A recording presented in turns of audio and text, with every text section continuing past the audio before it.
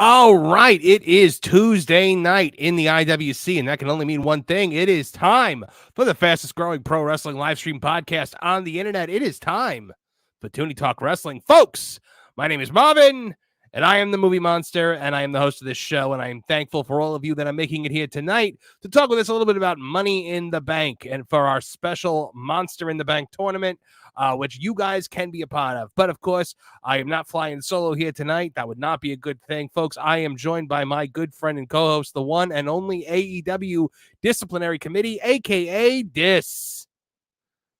You're muted. Hi. Straight out of Maxed Out Media, your brand new YouTube channel, which is fantastic. I absolutely love it. All focused on Lost Media, and people can find that at Maxed Out Media, MAXXD Out Media. And Dis, I think you and I, as of right now, are a two-man power trip, as producer Neckbeard put it in the. I was going to go with. Rock and Roll Express, but he went two-man power trip, and I don't mind that. I just hope my internet powers through, man. What if my internet gets out? Then I'm gonna cry, and all of a sudden I'm gonna be relying a lot more on the chat. Okay, so we've got a ton to get to tonight, even if it's just the two of us. We might have some friends stopping in. We put some feelers out. I'm hoping maybe Phil Marks will join us from Pro Wrestle Times. We will see who answers the call. But Kevin Apollo and Awful are both not here tonight. So I'm not gonna make that joke. Not gonna make that joke. Almost made a joke. Not gonna make it. So we have got a ton to get to tonight. We've got Mercedes Moné saying stupid things. We have Paul Heyman being attacked. We have Will Ospreay, not winning the world title like everyone thought he was going to, and so much more, including our Monster in the Bank tournament, in which the good folks in the chat off to the side here will be able to cast their votes as well in the event that you and I tie, which with two people is very much a possibility. All right, we got Beard too, so he can help us out if we need it. We do have Beard. Beard can cast a tiebreaker if need be. We got some super chats to get to first. Of course, Colin Taylor checking in first says, my son asked to watch a Young Bucks match to see why Cornette hates them so much. Last time I had watched was in early 2021 when a Young Bucks match put me to sleep. The crowd was so dead, thought we were watching a pandemic era show. Wow. Yeah, I mean, I get it. If you haven't watched a Young Bucks match in a while and you watch it again, it's like I don't know, it's like you when you eat little bits of poison at a time, and then eventually like you build up a tolerance to it, but then you don't for a while, and now you don't have a tolerance anymore. That is watching Young Bucks matches. It's poison, essentially. Did I ever tell you about when I attempted to get Max into AEW? You did not. When I was still watching AEW. Good Lord, what possessed you to try to get your dear impressionable son, who we just had as a guest on Tooney Talk TV just this last Saturday night? Why would you do that to the boy? Okay, let's set the stage. Pandemic era WWE. This is all right. Thunderdome. Yeah, Thunderdome. This is Seth Rollins getting ripping out Ray's eye. This is Lily. This is that trash, right? So I was really only watching AEW at the time, and I thought my son asked about wrestling a little bit, and I was like, "Hey, let's watch some AEW." Bored him to tears, and it's like you'd think with how fast it is and how crazy stuff is, but it couldn't keep his attention. It was just like, because it wasn't coherent and there was nothing to follow. So he would look up and see a cool move and be like, "Oh, that's great." And then he would just not care at all. The only people he cared about were the dinosaur and Orange Cassidy, and he just thought Orange Cassidy was funny for like 30 seconds, and then I mean, look, at the end of the day, we are conditioned to follow stories, to get emotionally invested in stories. And when we don't have stories, then, interest wanes. Colin Taylor, thank you so much. You're such a great supporter of this show. We really appreciate you every week popping in. I know with the time difference is probably late over there. I believe you're stationed over in Japan, and thank you for all that you do with our armed forces. John JID 999 checking in said, saw Bad Boys in theaters today. Very, very good. Good for you, John. I'm glad you're expanding your horizons. Bad Boys did very well in the box office, but that is a Tooney Talk TV topic. So we're gonna just kind of be like, "That's great, good for you." Well done, Smith and Martin Lawrence. You didn't see it, did you? No, and we obviously don't have the two guys who would be experts of the franchise, so we can't discuss. Why would they be experts in the franchise? What about them you think would make them experts in the franchise? Kev will not shut up about Martin Lawrence all the time. Just Martin Lawrence, Martin Lawrence, Martin Lawrence. That's all he talks about. What are you talking about? Yeah, clearly. Yeah, clearly, my best friend of 20 years. I've just, missed all the times that he's talked about Martin Lawrence. Martin. Yeah, he's always Martin. Damn, Gina. He says that all the time. Damn, Gina. He's always saying.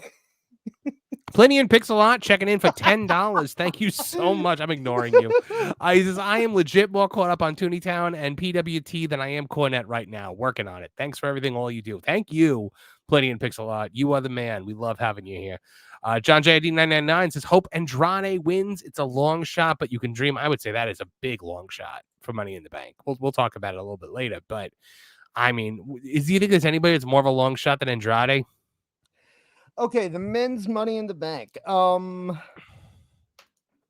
I mean, it depends on what you consider a long shot. Like, I don't think there's a chance in hell Carmelo Hayes is winning.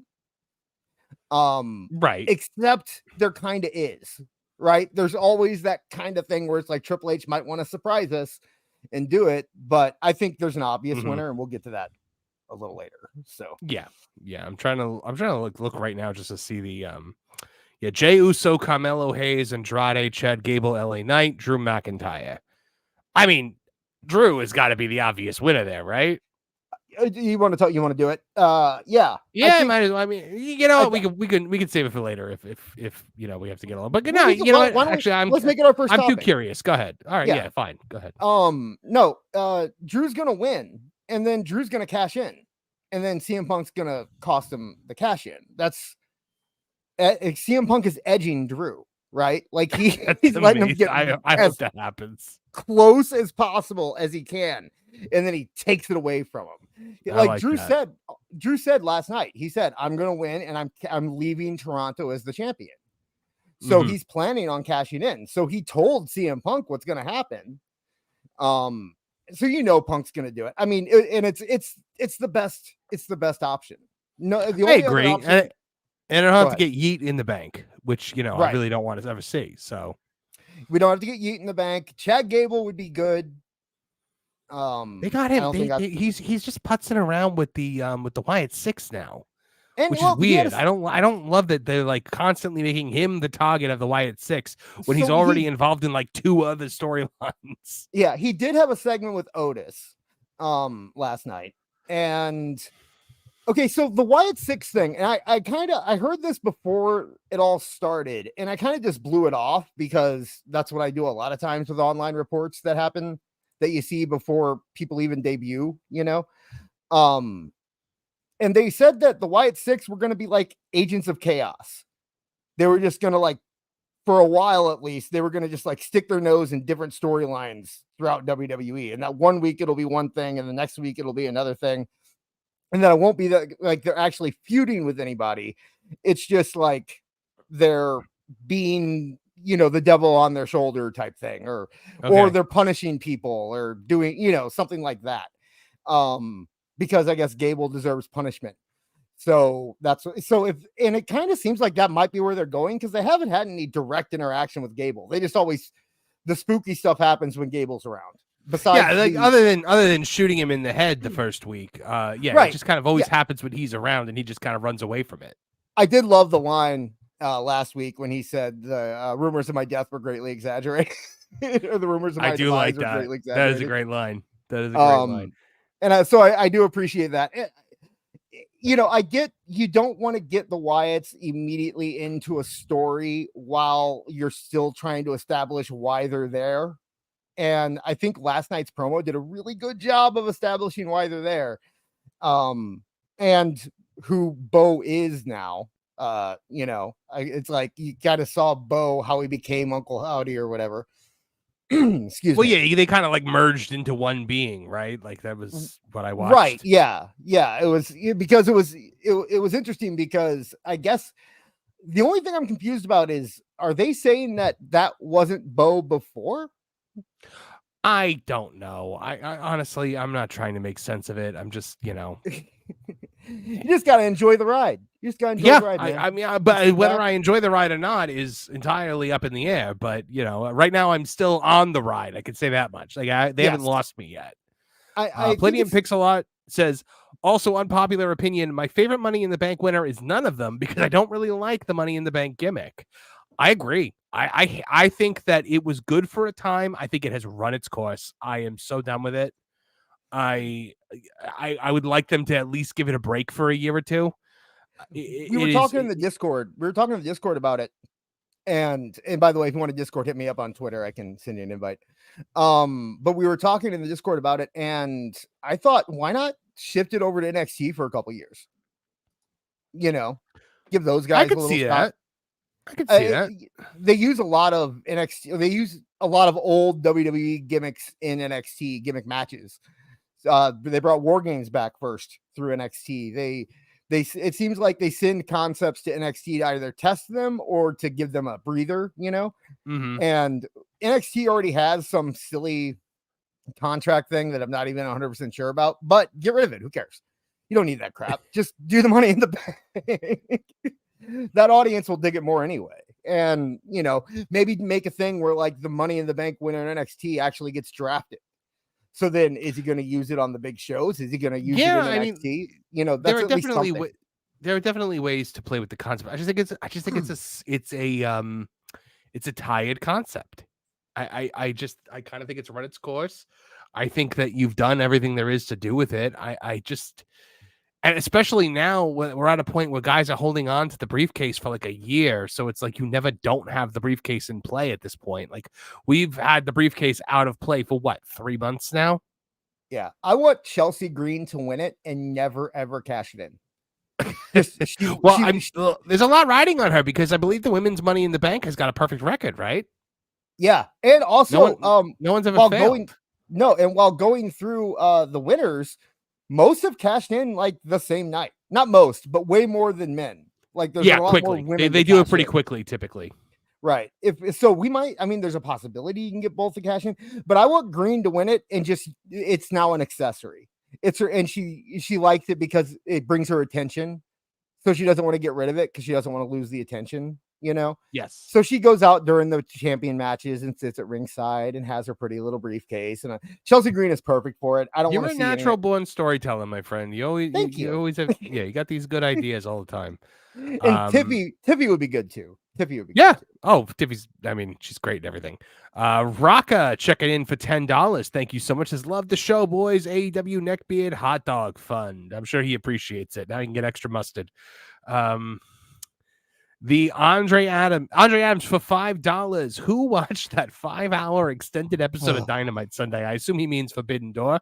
Yeah. Now I assume you watched it. Am I correct? No, I didn't watch it. I watched it. Like I had it on in the background while I was doing other stuff. And man, that was a slog. Like it's so I can't justify the time, like the amount of time that I have to dedicate to watching anything is spots. I mean, like tonight, for example, when we're done here, I gotta run to my living room, watch the Acolyte, and then run back onto Pro's Acolyte after party, and then spend all day tomorrow working on the headlines, then do Tooney Talk TV, probably something for that game place, like somewhere in between. So I can't justify spending 6 hours watching an AEW show that I don't want to watch. And that they give us no reason to care about half the people on the card. We don't even really know half the people on the card. The people that you do care about are in meaningless matches like MJF.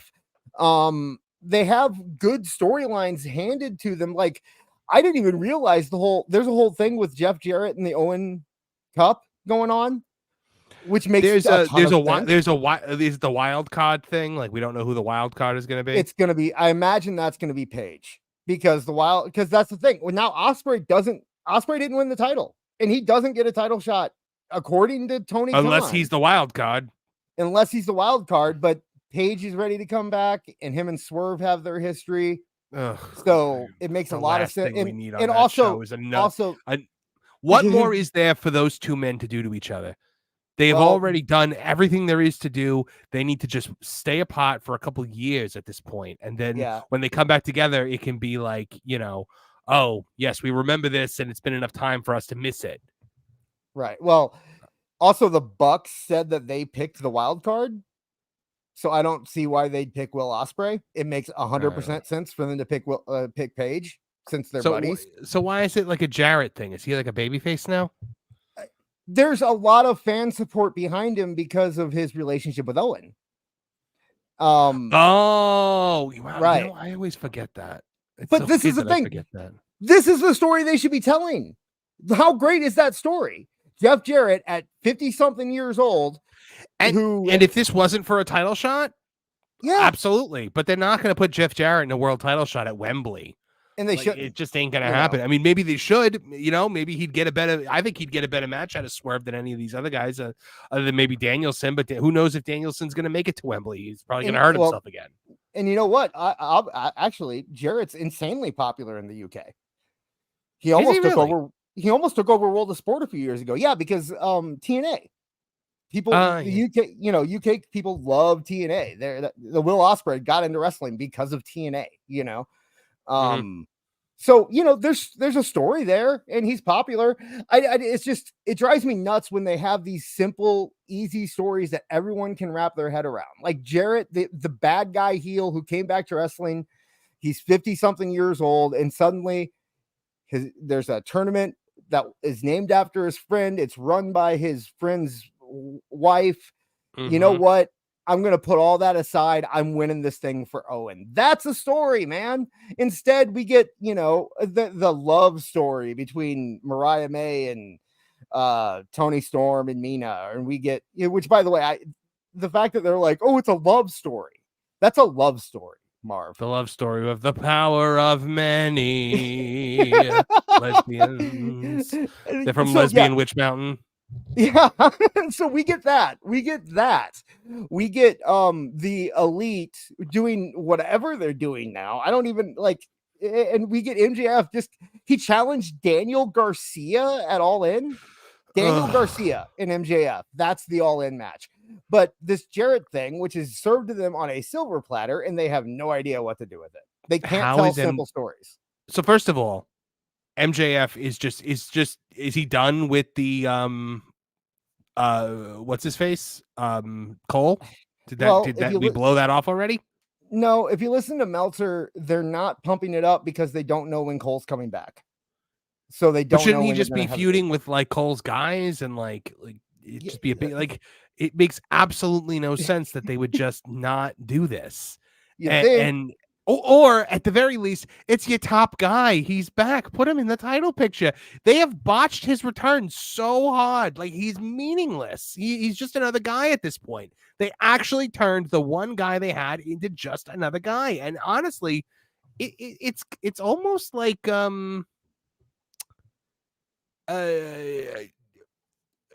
it's almost what's the word I'm looking for? I don't know. Impressive. Sorry. There you go. No, you're fine.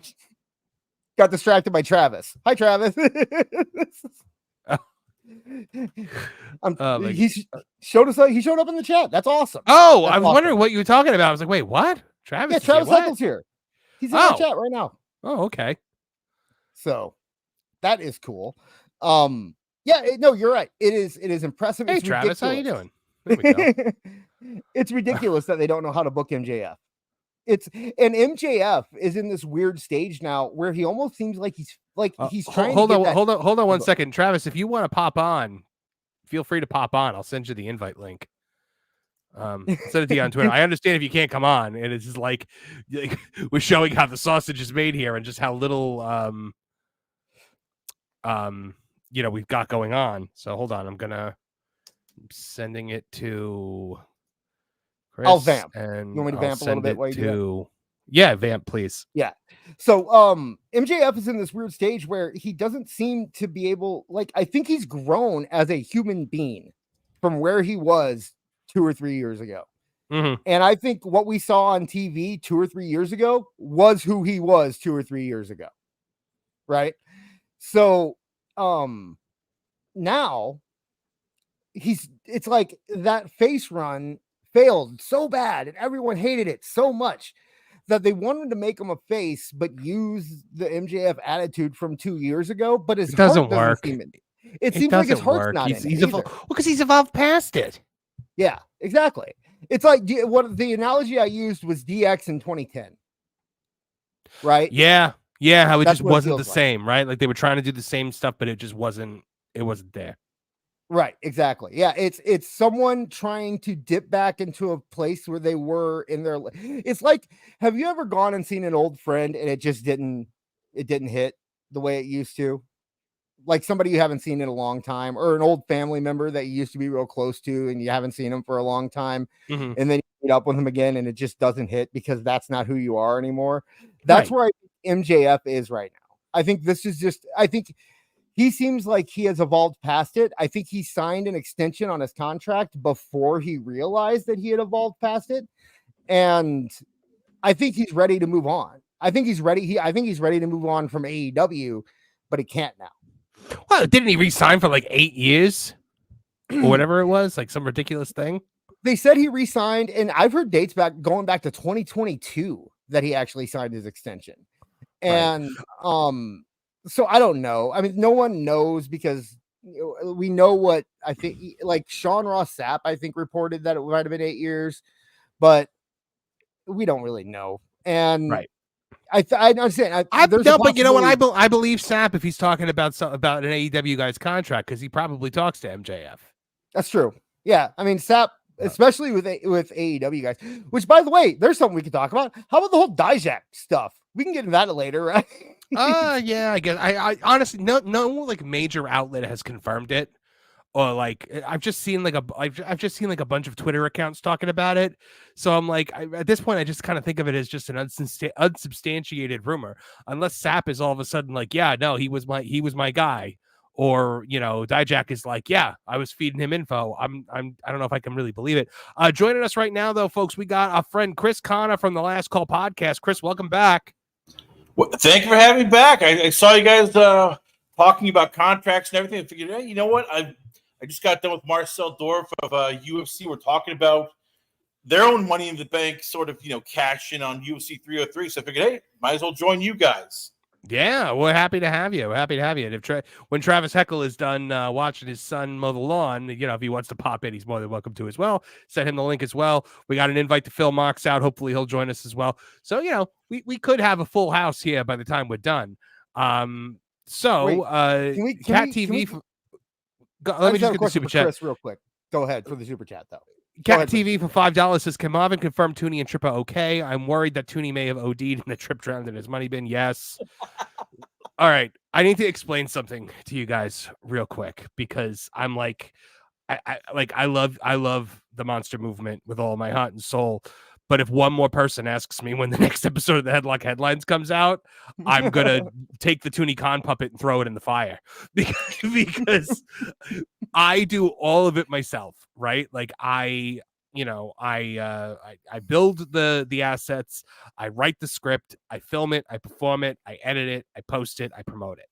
That's all me. The production of a Headlock Headlines can take anywhere between 2 and 3 days. When I'm traveling the way I was the last week, I cannot dedicate that amount of time to anything. So things like Tooney Talk Wrestling and Tooney Talk TV, and maybe a couple of Tooney Town TV videos that take less manpower, so to speak, can get done during that time. But the headlines cannot. Otherwise, you know what? They could. They would probably be terrible though.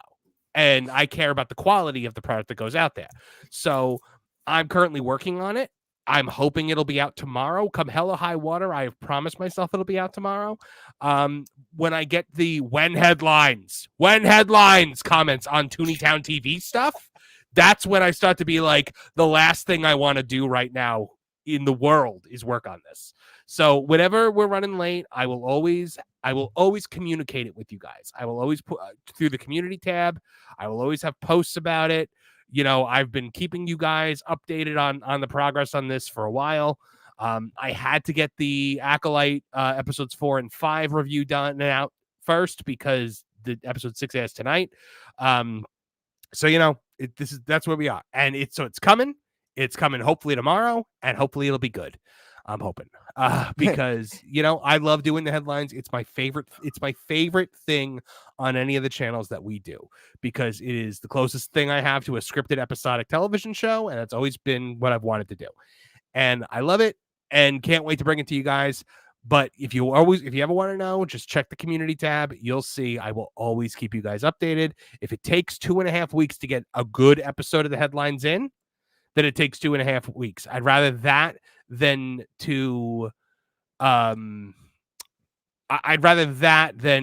get it out every week, no matter what, and then put out, trash. Does that make sense? In other words, do it like an AEW Dynamite. Pretty much. I said that. Like, yeah. You blame me. I said it. You did not. I said it. Thank you for saying overall. But yes, no, Tripp and Tooney are okay. We've got Headlock headlines and a song parody in the works. So, stuff is coming. Don't worry about it. If you are going to complain, though, giving us $5 to do it is probably the best way to go about it. and doing it in a way that, like what our last Super Chatter just did, where it was kind of like funny, like that's fine. But like when I get somebody that just comes at me like when headlines, like they're owed it, that is what I'm like, oh no, like stop it. I think we just passed over something here, Chris. What exactly did you mean when you said you were talking about a UFC Money in the Bank? Do they have something like that? I just assumed that was a thing that everybody knew about that I didn't know, so I ignored it. But if that's a thing, go ahead. So, sorry, if it's past UFC 303, it was supposed to be co-main event Brian Ortega versus Diego Lopez. Started off, first is going to be 145. Week of, he said, it's only going to be, we're going to move it to 155 because Ortega couldn't make weight. Literally within 3 hours before the main event started, they announced that Ortega can't make it because he is sick. They fly in Dan Ige, who came in at 165. They announced Dan Ige is going to now fight in the co-main event of UFC 303 against Diego Lopez. And literally he goes from cornering one guy to 2 hours later fighting in the co-main event against Diego Lopez. I mean, that is literally almost the Money in the Bank cash where it's like, oh, hold on, and runs down and fights in the co-main event. And we're sitting there thinking, holy crap, this must mean light imitating art with UFC and WWE started doing the same thing. Because he literally made almost $50,000 extra that night. Wow. That's, I thought, because I was thinking if there was some like weird Money in the Bank shoot fight thing, it would be done by like Misfits or some crazy company like that, where they do like tag team boxing and that kind of stuff. Or one of the Japanese companies that do like handicap shoot fighting.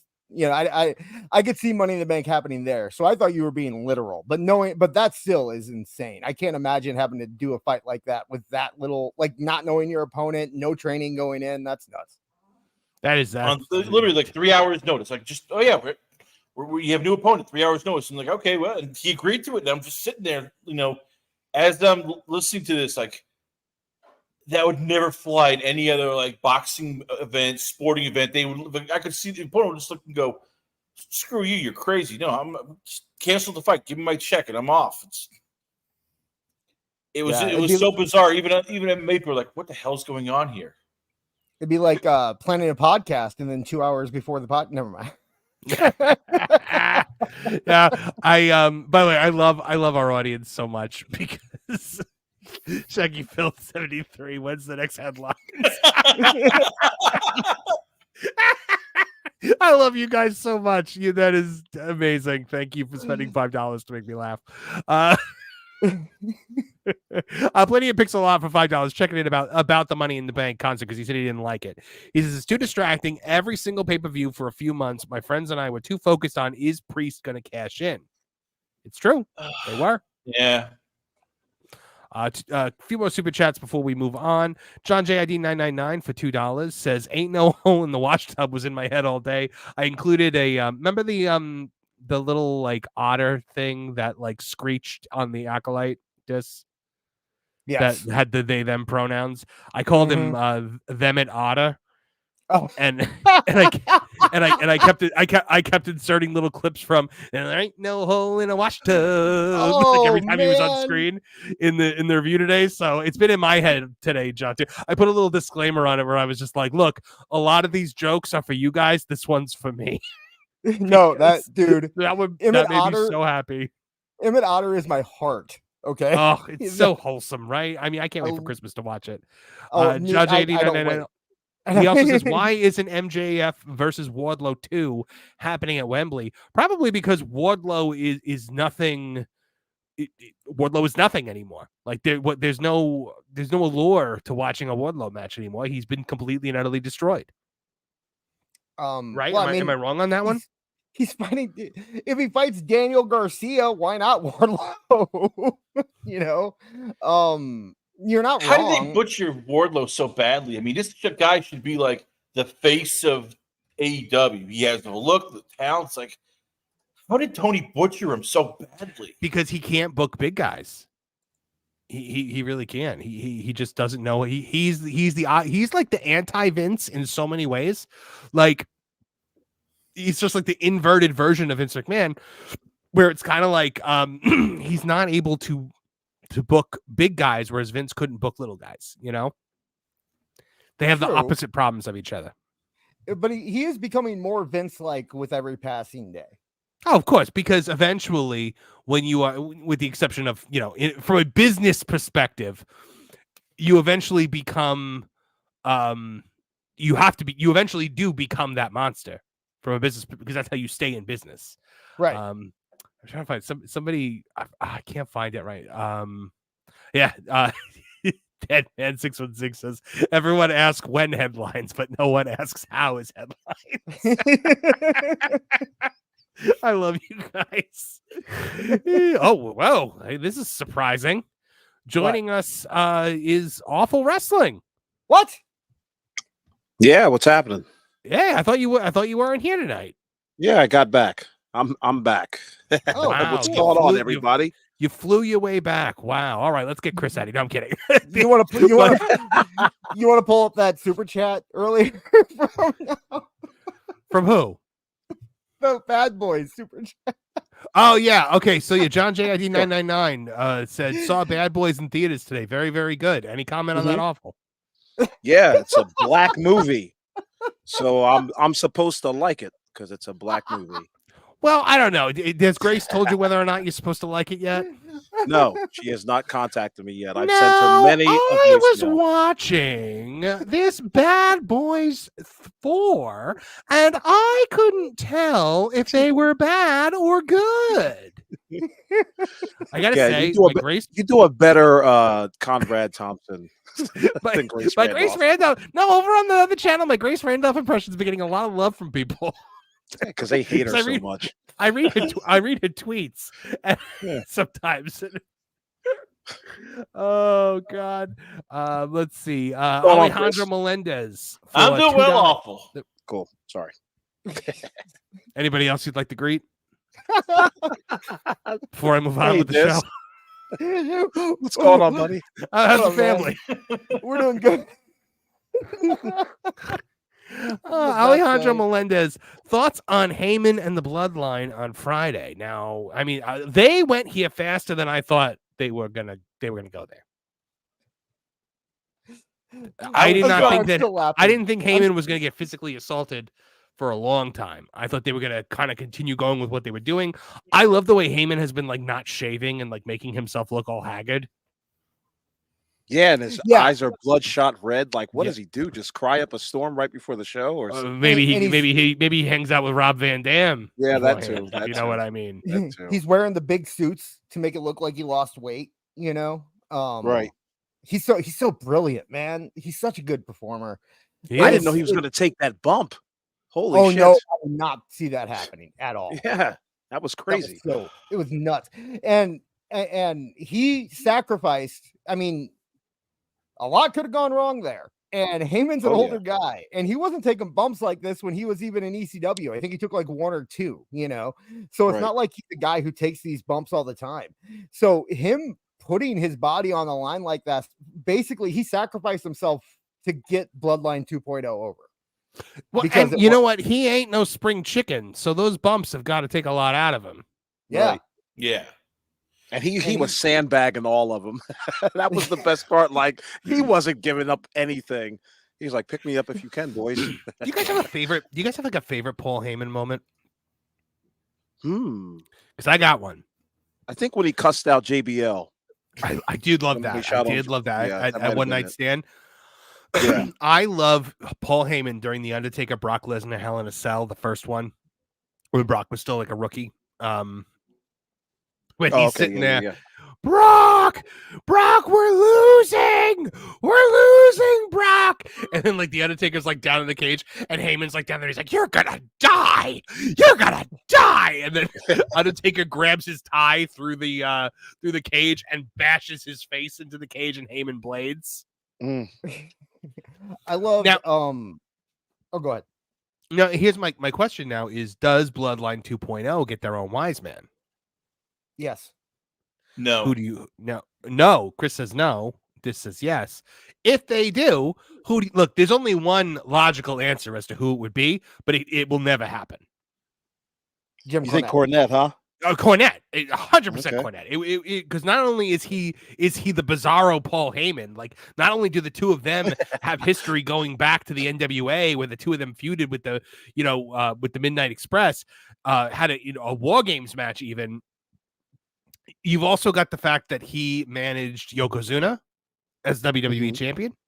Right. And the fact that he's just a lightning rod in the industry. I don't think, but here's the thing. I think Cornette has got a very cushy, very profitable gig going right now on his own with his YouTube channel, with his podcast. I think if he went on the road and he was actually involved in wrestling again, he can't talk about wrestling the way he has to talk about wrestling in order to maintain his legitimacy, credibility. Maintain his legitimacy in front of his fans. So I don't think it's ever going to happen. I could see Paul Ellering springs to mind if they pulled him away from the other group, or Armando Alejandro Estrada. I that's the joke I made on X, because he has. But why it doesn't necessarily need to be a joke. I think it's a possibility. It's possible, but I'm thinking MVP. It could be MVP. He's under contract. He's off the road. He has a little bit of history with the family. He's the second best. Well, I mean, that's not saying much considering there's precisely 2 managers in WWE. Well, I guess you got Scarlett and you got Paul Ellering, but in terms of talking, he's closer to Paul Heyman than those 2 are. And I think his style and his swagger and all that stuff fits better with the new Bloodline than a guy like Paul Ellering or even Jim Cornette. Like, I love the idea of Jim Cornette, but I think Beard said it. I just don't see how it fits. It just came to me.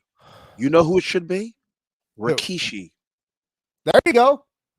Rikishi should be the one, because I don't know if I like the wise man being somebody in the family.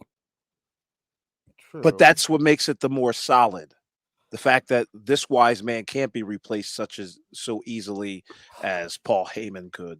Because there's actual bloodline in there. I got it.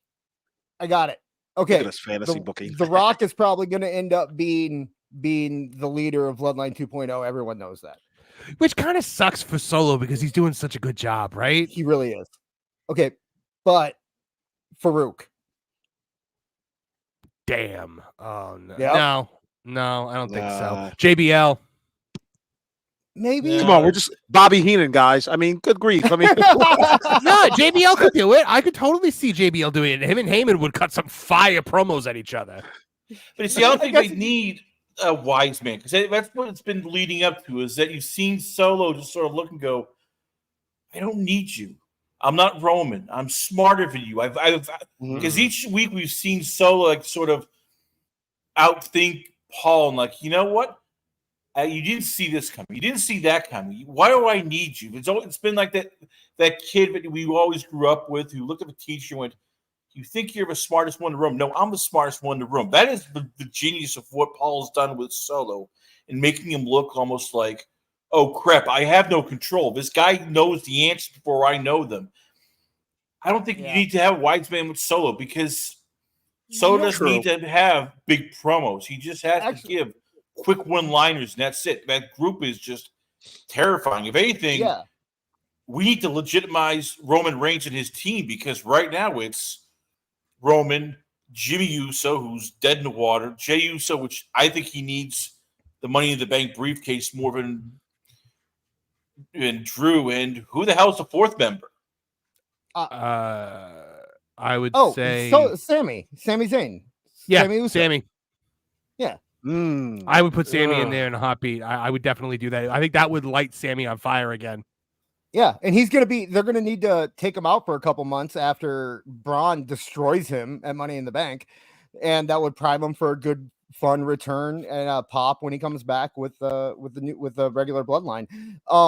They mentioned it in chat. Someone did, saying that The Rock is all the wise man that I think it was Eastside Reviews. He said The Rock is all the wise man that Solo needs. I wouldn't mind a thing where Solo, he has a wise man, but you never see him. He just refers to him. Here's the thing about The Rock, though. Here's the thing about The Rock. The Rock obviously would have to come back and be involved in the Bloodline Civil War, but The Rock also very clearly needs to be involved with Cody at some point. Mm-hmm. We've set that up at this point. What if The Rock is not a part of the Bloodline Civil War? What if they let that go and Rock comes back for Cody? I think they let Solo keep the leadership. I think to bring The Rock back and put him in the leadership position just craps on everything Solo has done and accomplished, and I think that he deserves better than that at the moment. Unless you're getting Rock versus Solo at WrestleMania 42. Yeah, but you're risking a lot with a guy who's in his 50s and already. I mean, he's already gotten injured on the Smash Machine. He had an elbow injury. It's like, how much longer is his body going to hold up? Just doing stunts on movies, let alone actively wrestling. What happened to stunt workers, by the way, in movies? Why does no one use them anymore? Like, why is The Rock doing his own stunt? Like, I get Tom Cruise. Tom Cruise is a crazy person, and we're going to let him do a motorcycle jump off of a cliff or whatever the heck. But, like, The Rock doesn't need to be doing his own stunts. We don't need to let the actors in Star Wars do their own lightsaber fights. That's how you get Rosario Dawson moving in slow motion in Ahsoka in those horrible fights. Marv, you got to blame Jackie Chan. You got to blame Jackie Chan. He came to Hollywood and told everybody, like, this is what I do. Yeah, but that's Jackie Chan. Like Samuel L. Jackson's not Jackie Chan. And now today we're saying Cruise. Right, exactly. Now it's Tom Cruise. You know what I'm saying? Now there's going to be a whole host. It's also Keanu Reeves. Everybody saw that one. Oh, Keanu Reeves reinvented his career by doing his own stunts. And it's like, yeah, but Keanu Reeves works out like a demon and keeps himself in phenomenal shape. You guys can't do that. I think a lot of it too is that one of the perks to hiring these guys who know how to wrestle is that you don't have to hire a stuntman for them. I think where are you gonna find a stunt guy that's the size of The Rock? Also, I guess is another thing. But a lot of stunt people found probably them and put them in some platform shoes. Yeah, I guess so. Yeah, worked for Tom Hardy. Colin Taylor for $20 says, before I came to Japan, I always heard it's so expensive here. Then I saw that AEW pay-per-views here are only $20 because Japan only overcharges for quality. That is a quality super chat right there, man. That is scathing. That is sharp. My goodness. Oh man, thank you so much, Colin, for checking in and gracing us with your wit here. The Colin's given $40, which means that we need to take a moment to say thank you. Now, bury the platypus, feel the wrath of my thank you-inator!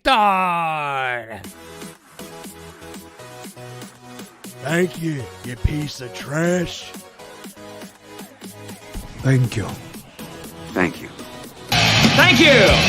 Oh, I suppose you want me to say thank you. But you know what? Saying thank you is like jobbing. Thank you! I got a little message.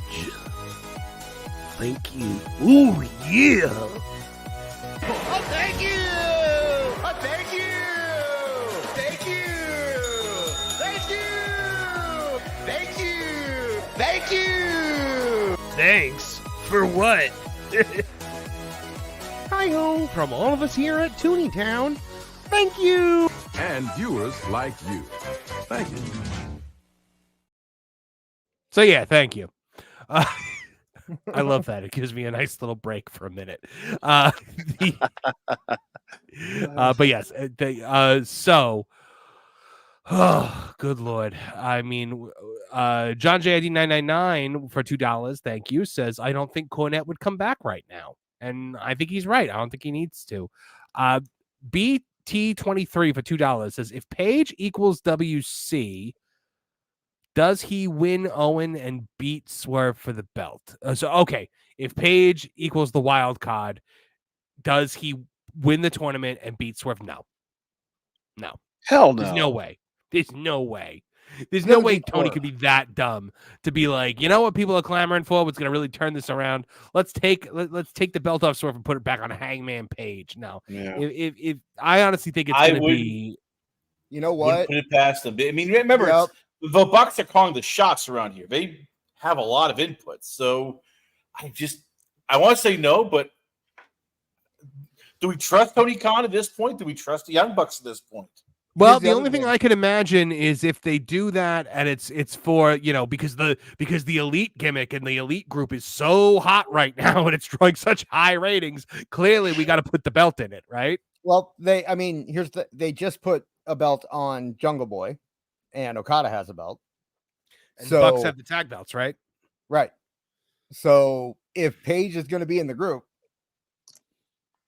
it makes sense for him to have the belt. But why are they putting all the belts in this group? Nobody likes it. The segments tank in the ratings. Their matches are silent. How? A better way to fix it. You know what? Perfect way to fix this. Mercedes Moné is going to be in the lead. Wait, I got an idea. Let's have one of the Bucks kiss Jungle Boy.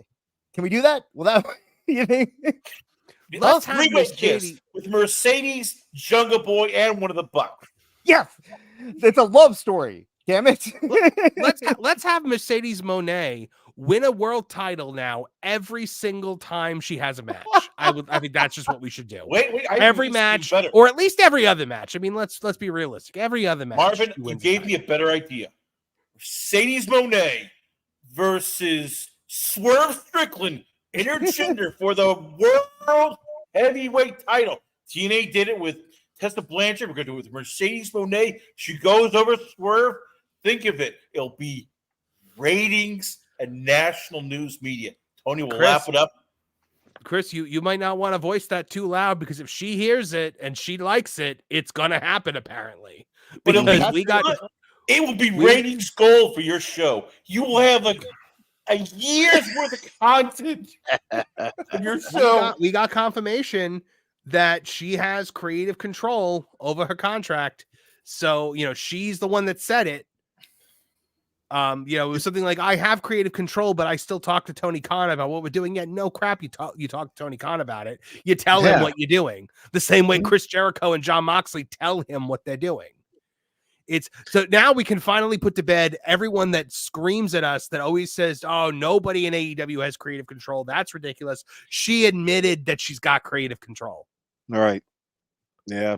So now, and what are you going to do about it? Admitted she has creative control like a night before she won her second world title. That's why Britt Baker had the look she had on her face when she came out like, I've got a job to this woman because I don't have creative control. And it's time for Mercedes Moné to face Britt Baker in that world-class championship match that we've all been waiting for. So I wish it was. Well, that's not the only thing that Mercedes Moné has been saying lately. If we can take a quick look over here, I'll do a quick marriage quick screen share. Mercedes Moné on why she left the WWE. I don't want to actually listen to her talk. Something didn't feel right that day. There's Chris's DM where I brought him in here. Something didn't feel right that day. How we were talked to didn't settle in my heart, and I just instantly knew it wasn't gonna. If I wasn't going to take control of my life right here and now, that I was never going to be happy there. Okay, why is she talking like she was working in a rock quarry? For like you were the world tag team champions, and you just main evented WrestleMania. Why do you act like why are you playing the victim card? She is one horrible rap song away from being Amanda Stenberg at this point. She does a terrible job at emoting. She does a terrible job at everything. At everything. You know what? I mean, we're gonna listen to her. Please. There's so many reasonings. Oh, okay. Reasonings. I was just listening to my heart and my. I have so many reasonings for why I left the WWE. My soul. Something didn't felt right that yes, day. So thing is just so many reasons. Something didn't felt right. But the biggest thing is just listening to my heart. She's and my adult. Soul. I had to listen to my heart and my soul, and my heart and soul said, "Mercedes, really? Like you have one world title? Like maybe you can have like 5 world titles if you go somewhere else." What's up with the Bianca Belair ponytail in the back? Like, what? He's just all over the place. You know, I thought like what would be really over if I had like a really long ponytail and I could like whip people with it and like maybe like smile and cry a lot. I don't have to adjust my wig. My soul wasn't into WWE anymore because Disney called me. So I thought maybe they could turn me into like a Hannah Montana thing. But then I got bored. So I decided I should wrestle again. And then I called WWE. But my soul said that I shouldn't wrestle in WWE because they didn't offer me enough money.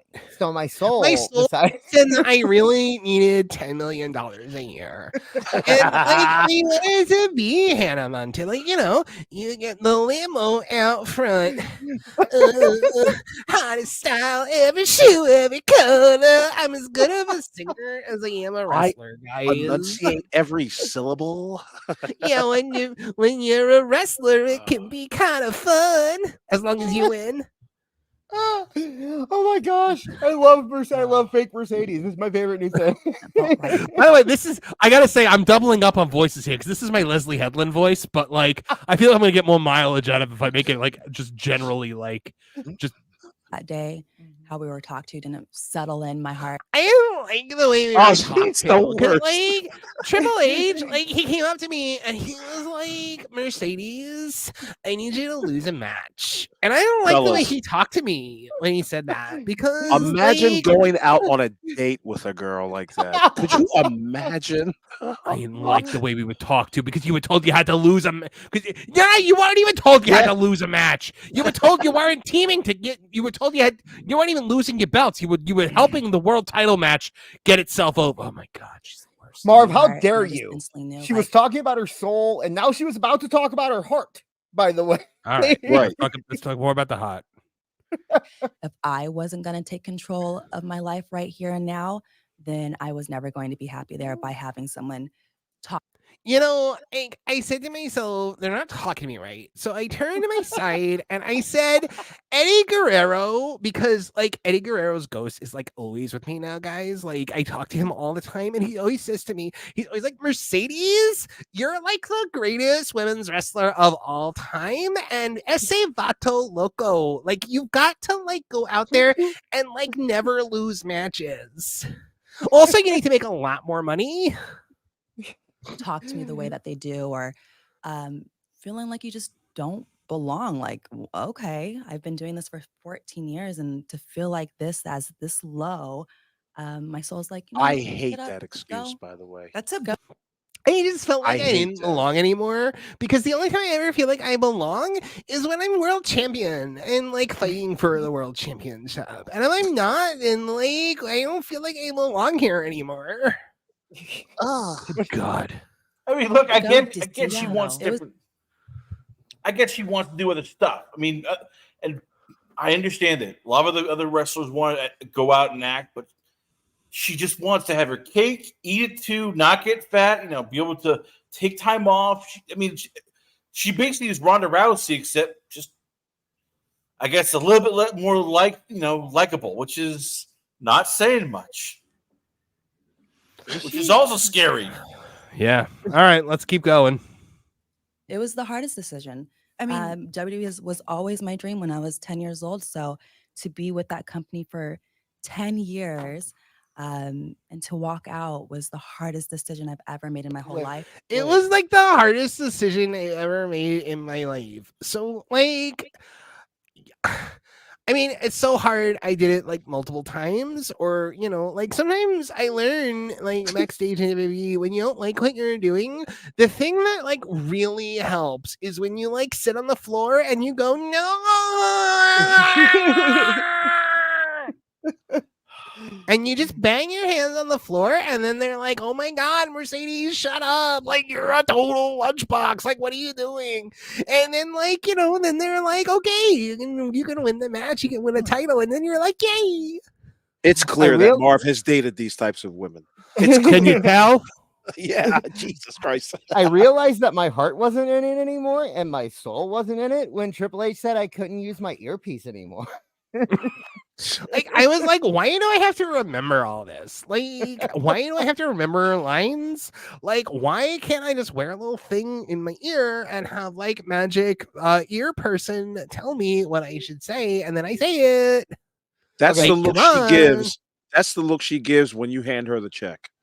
I just want to point out too that so far she said that she was in WWE for 14 years, and she also said that she was in WWE for 10 No, years. she said she'd been doing this for 14 years and been in WWE for 10 years. So I right, assume but I maybe thought 4 years on the indies. But she spent 2 years on the Indies. So I don't know what the heck she's talking about. Well, hasn't it been 2 years since she walked out at this point? Okay, so that's what she because it sounded like she was saying that she spent 14 years wrestling and she didn't need to take that WWE at that point. Okay. And that's what it sounded like to me, but she's a moron, so I don't know. It could mean anything. Yeah.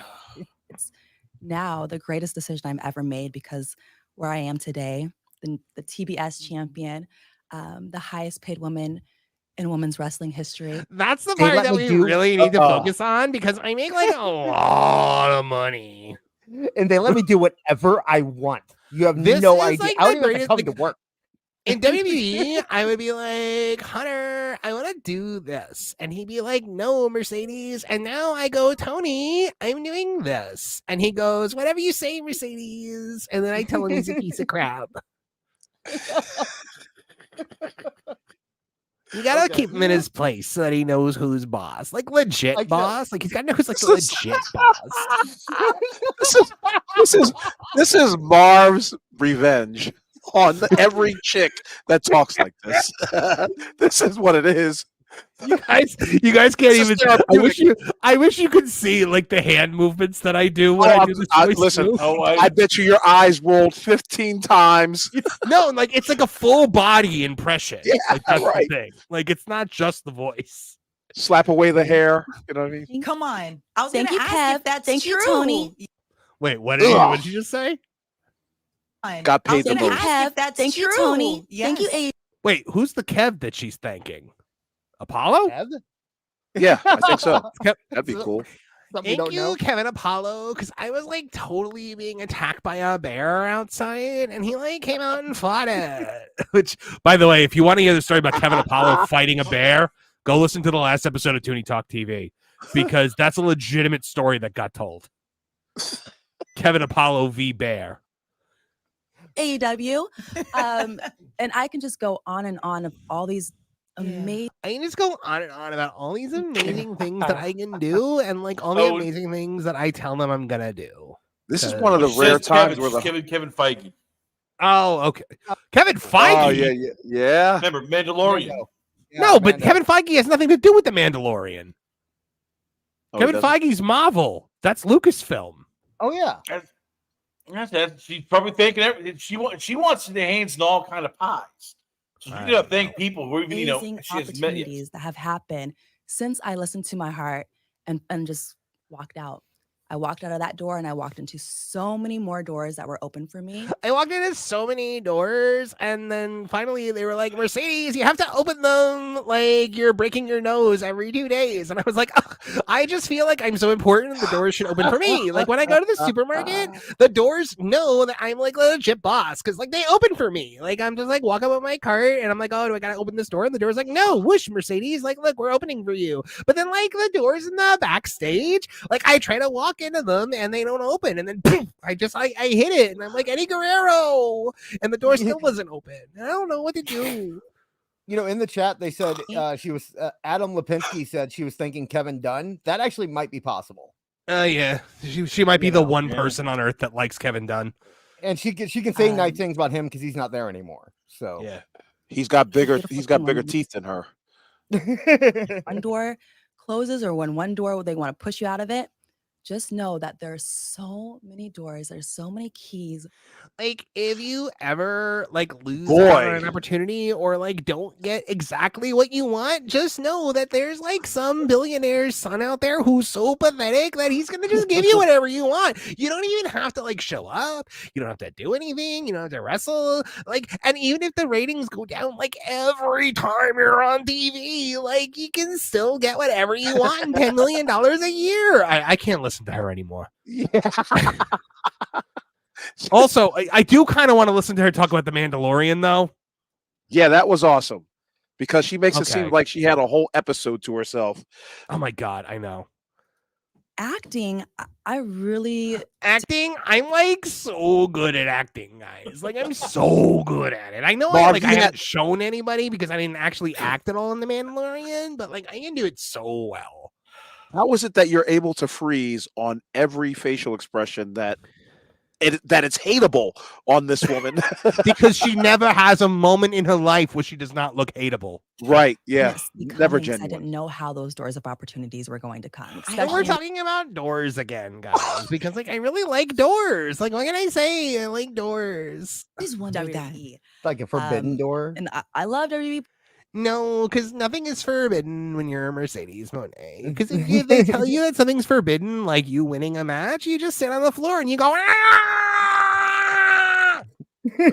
They tried so hard to not make me do the Mandalorian. I mean, just because I like had a contract with them that said that like I was gonna put them first and they were gonna pay me all this money and I had to just show up to work, they were like, Mercedes, you can't do the Mandalorian. And I was like, no, I want to do the Mandalorian. I want to stand behind Katie Sackhoff and do nothing. Why won't you let me? Because you're contracted to work here. Like we have a contract that you signed that you agreed that you get paid millions of dollars a year. But yeah, but I want to do the Mandalorian. I don't know who this Mandalorian is, but if she's paying you more than I am. Oh God, well, that was good Lord. And put me on house shows when I was supposed to film, and they wanted me to wrestle on house shows. I was like, that's not even on TV. The Mandalorian's on TV. Like, do you know how old is she? You want me on a house? You want me on a house 30. show? And you want me to like, you want me to like wrestle like Bianca Belair on a house show? But I could be like bumping Boba Fett on Star Wars, which I did, which was super ridiculous, and Marvin hates it. Yeah, she's 32. I'm starting to agree with the chat. Let's just get Dr. D in here to shut her up. Can we do that? Yeah, can we? Yeah, like you know what? Is that what the chat's saying? I can't see what the chat's saying while I'm in this mode. Oh God, I don't know how long Phil's been sitting here, but we got Phil Box. Phil, yo, Phil from Pro Wrestle Times. How long you been sitting there, man? I couldn't see that you were there. Oh, not long. Just for the tail end of that dribble. Okay. I couldn't see the chat while I was doing it. I hope the voice was going over well. Oh, it did. Don't worry. Okay, good. Also joining us. Wow, we went from having just the two of us having a full house here. We have got our good friend back again this week. Hold on. Let me see if he's there. And we have got, please welcome, ladies and gentlemen, from the Jim Cornette Experience. You know him, you love his artwork, Travis Heckle. Hey! Got my milkshake. It does bring all the boys to the yard. Yes. Apparently, it brought all of them here suddenly, really quickly. Very quickly, yes. Hold on. I got to catch up on some super chats first, guys. Let's see. Let's see. Mr. Blaine RT for $2 says Rock will be fourth for Team Roman. Sadly, I kind of agree with that. Plenty and Pixel off for $20. Thank you, my friend. Thank you so much. That's amazing. There's no way Tony can be that dumb. He signed Okada and put him with the Bucks. Tony can't not be that dumb. Man, I feel like I need to like play a thank you for Plenty and Pixel Art, but I don't want to play it the full 1 minute thing again because everybody just saw it. So I am just gonna give you a yes. And maybe a little 你好，中国，这是叫西呢。我爱更尊重中国，更中国人。哇！ You couldn't see the apology there. So one more. How about that? That one's one of my favorites. Good God. All right. So there's no way Tony can be that dumb. He signed Okada and put him with the Bucks. Tony can't not be that dumb. Yeah, no, that makes a lot of sense. Mike Middleton for $6.99 Canadian. One of your homeland people there, Phil. He said Solo's wise man, Vince Russo. Cornette joins Roman with Heyman out hurt. We get fights and resolution between the Bloodline and Corny Russo. Money, heat. Could you imagine? Somebody would get murdered. He would, yeah. Johnny 718 Bravo for $2 says Hollywood Sasha Moné, brother. It just doesn't work for me, brother. Eddie Guerrero. I like Eddie Guerrero. Andre Adams for $4.99. Thank you so much. Says she literally went from guest star to extra on The Mandalorian after she spoke a few lines of dialogue. Yeah, I went to Jon Favreau and I was like, look, I can do like so much stuff. Like, you should put me in the main event of your show. And he was like, Mercedes, we don't have main events. This is a TV show. And I was like, but I want to be in the main event. And they were like, you know what? Just go stand over there. Like, just stand like way over there and like put your helmet on. And then I did that. And it was fine. What season is The Mandalorian in? It just finished season 3, and she wasn't Was she in very it? much of that. I don't remember. Yeah, she won't be in season 4. If she was, she wasn't important. Right. Cody Duffy for $199 says, "Where's Kevin?" Apparently, it is Kevin Apollo's wedding anniversary, and he remembered that about an hour before we went on the air. So, oh, that's terrible. And let me know. I was like, didn't you know this like forever? JPS for $5 says, like Eddie Guerrero, Save Me Leave. My favorite match of his is all of them. Sasha Banks, probably. Yeah. George Captain for $5. And this woman has creative control. John JID 999 for $1.99. Mercedes got a nice ass. That's about it. Oh, I'm not going to go that far. Kevin Haggerty for $2 says, love your Valley Girl accent. It gives me PTSD. Yeah. Sure. The entire Johnny chat is going through it. Johnny 7818 Bravo for $2 says, Lita and Trish crawled so Mercedes Moné can whine. Oh. MJG for $5. She will damage AEW worse than CM Punk when it's all done. And the worst thing she could have done was become a belt collector and talking about a contract. Plenty of Pixel off for $2 says PWT. Yeah. Yeah. There you go. And John JID 999 says Mercedes beating Britt Baker. Yes. So, oh my goodness. Travis, how you doing this tonight, my friend? I'm doing good. I'm working on some Cornette art as we speak. Y'all want to see a sneak preview? Yeah, sure. If you're allowed to share, I don't want you to get in trouble. Don't say anything. Y'all were just talking. I won't. I promise. Let me if you can see it. Can you see it? Very vaguely. It's Is it like it's Sasha as her Boba Fett costume, whatever the hell she is. oh, so topical. Huh? Yeah. Very topical. So, and I got Cornette as another little Star Wars character. So hopefully it'll be posted tomorrow. Which Star Wars character did you make Cornette? Did you make him Grogu? Yeah. Good. Yeah, Grogu. Oh man. Okay, so and Phil Marks, Pro Wrestle Times, how are you doing? Congratulations, by the way. I heard 1,000 subscribers on your second channel now. Yeah, it's like pretty close. I think it's like a few away. So we're Guys, calling it, brother. If you are not already subscribed to Phil's Pro Wrestle Times channel and Pro Wrestle Clips, go subscribe to both of them right now. Get them over that 1,000 mark because we got to celebrate with our good friend Phil Marks. Yeah, I was gonna say to you, congrats on like almost 2K already on the other channel. You're killing it with thank you. So. Yeah, Tooney Town TV. We're getting there. We're the countdown to 2,000 has begun. We were at 1,900 beforehand. I usually don't like to like broadcast that before it's like a couple over the mark where I want it to be, but I decided to just go with it today. All right, gentlemen, we got to talk about 50. one thing. What was that? I broke 50 subscribers.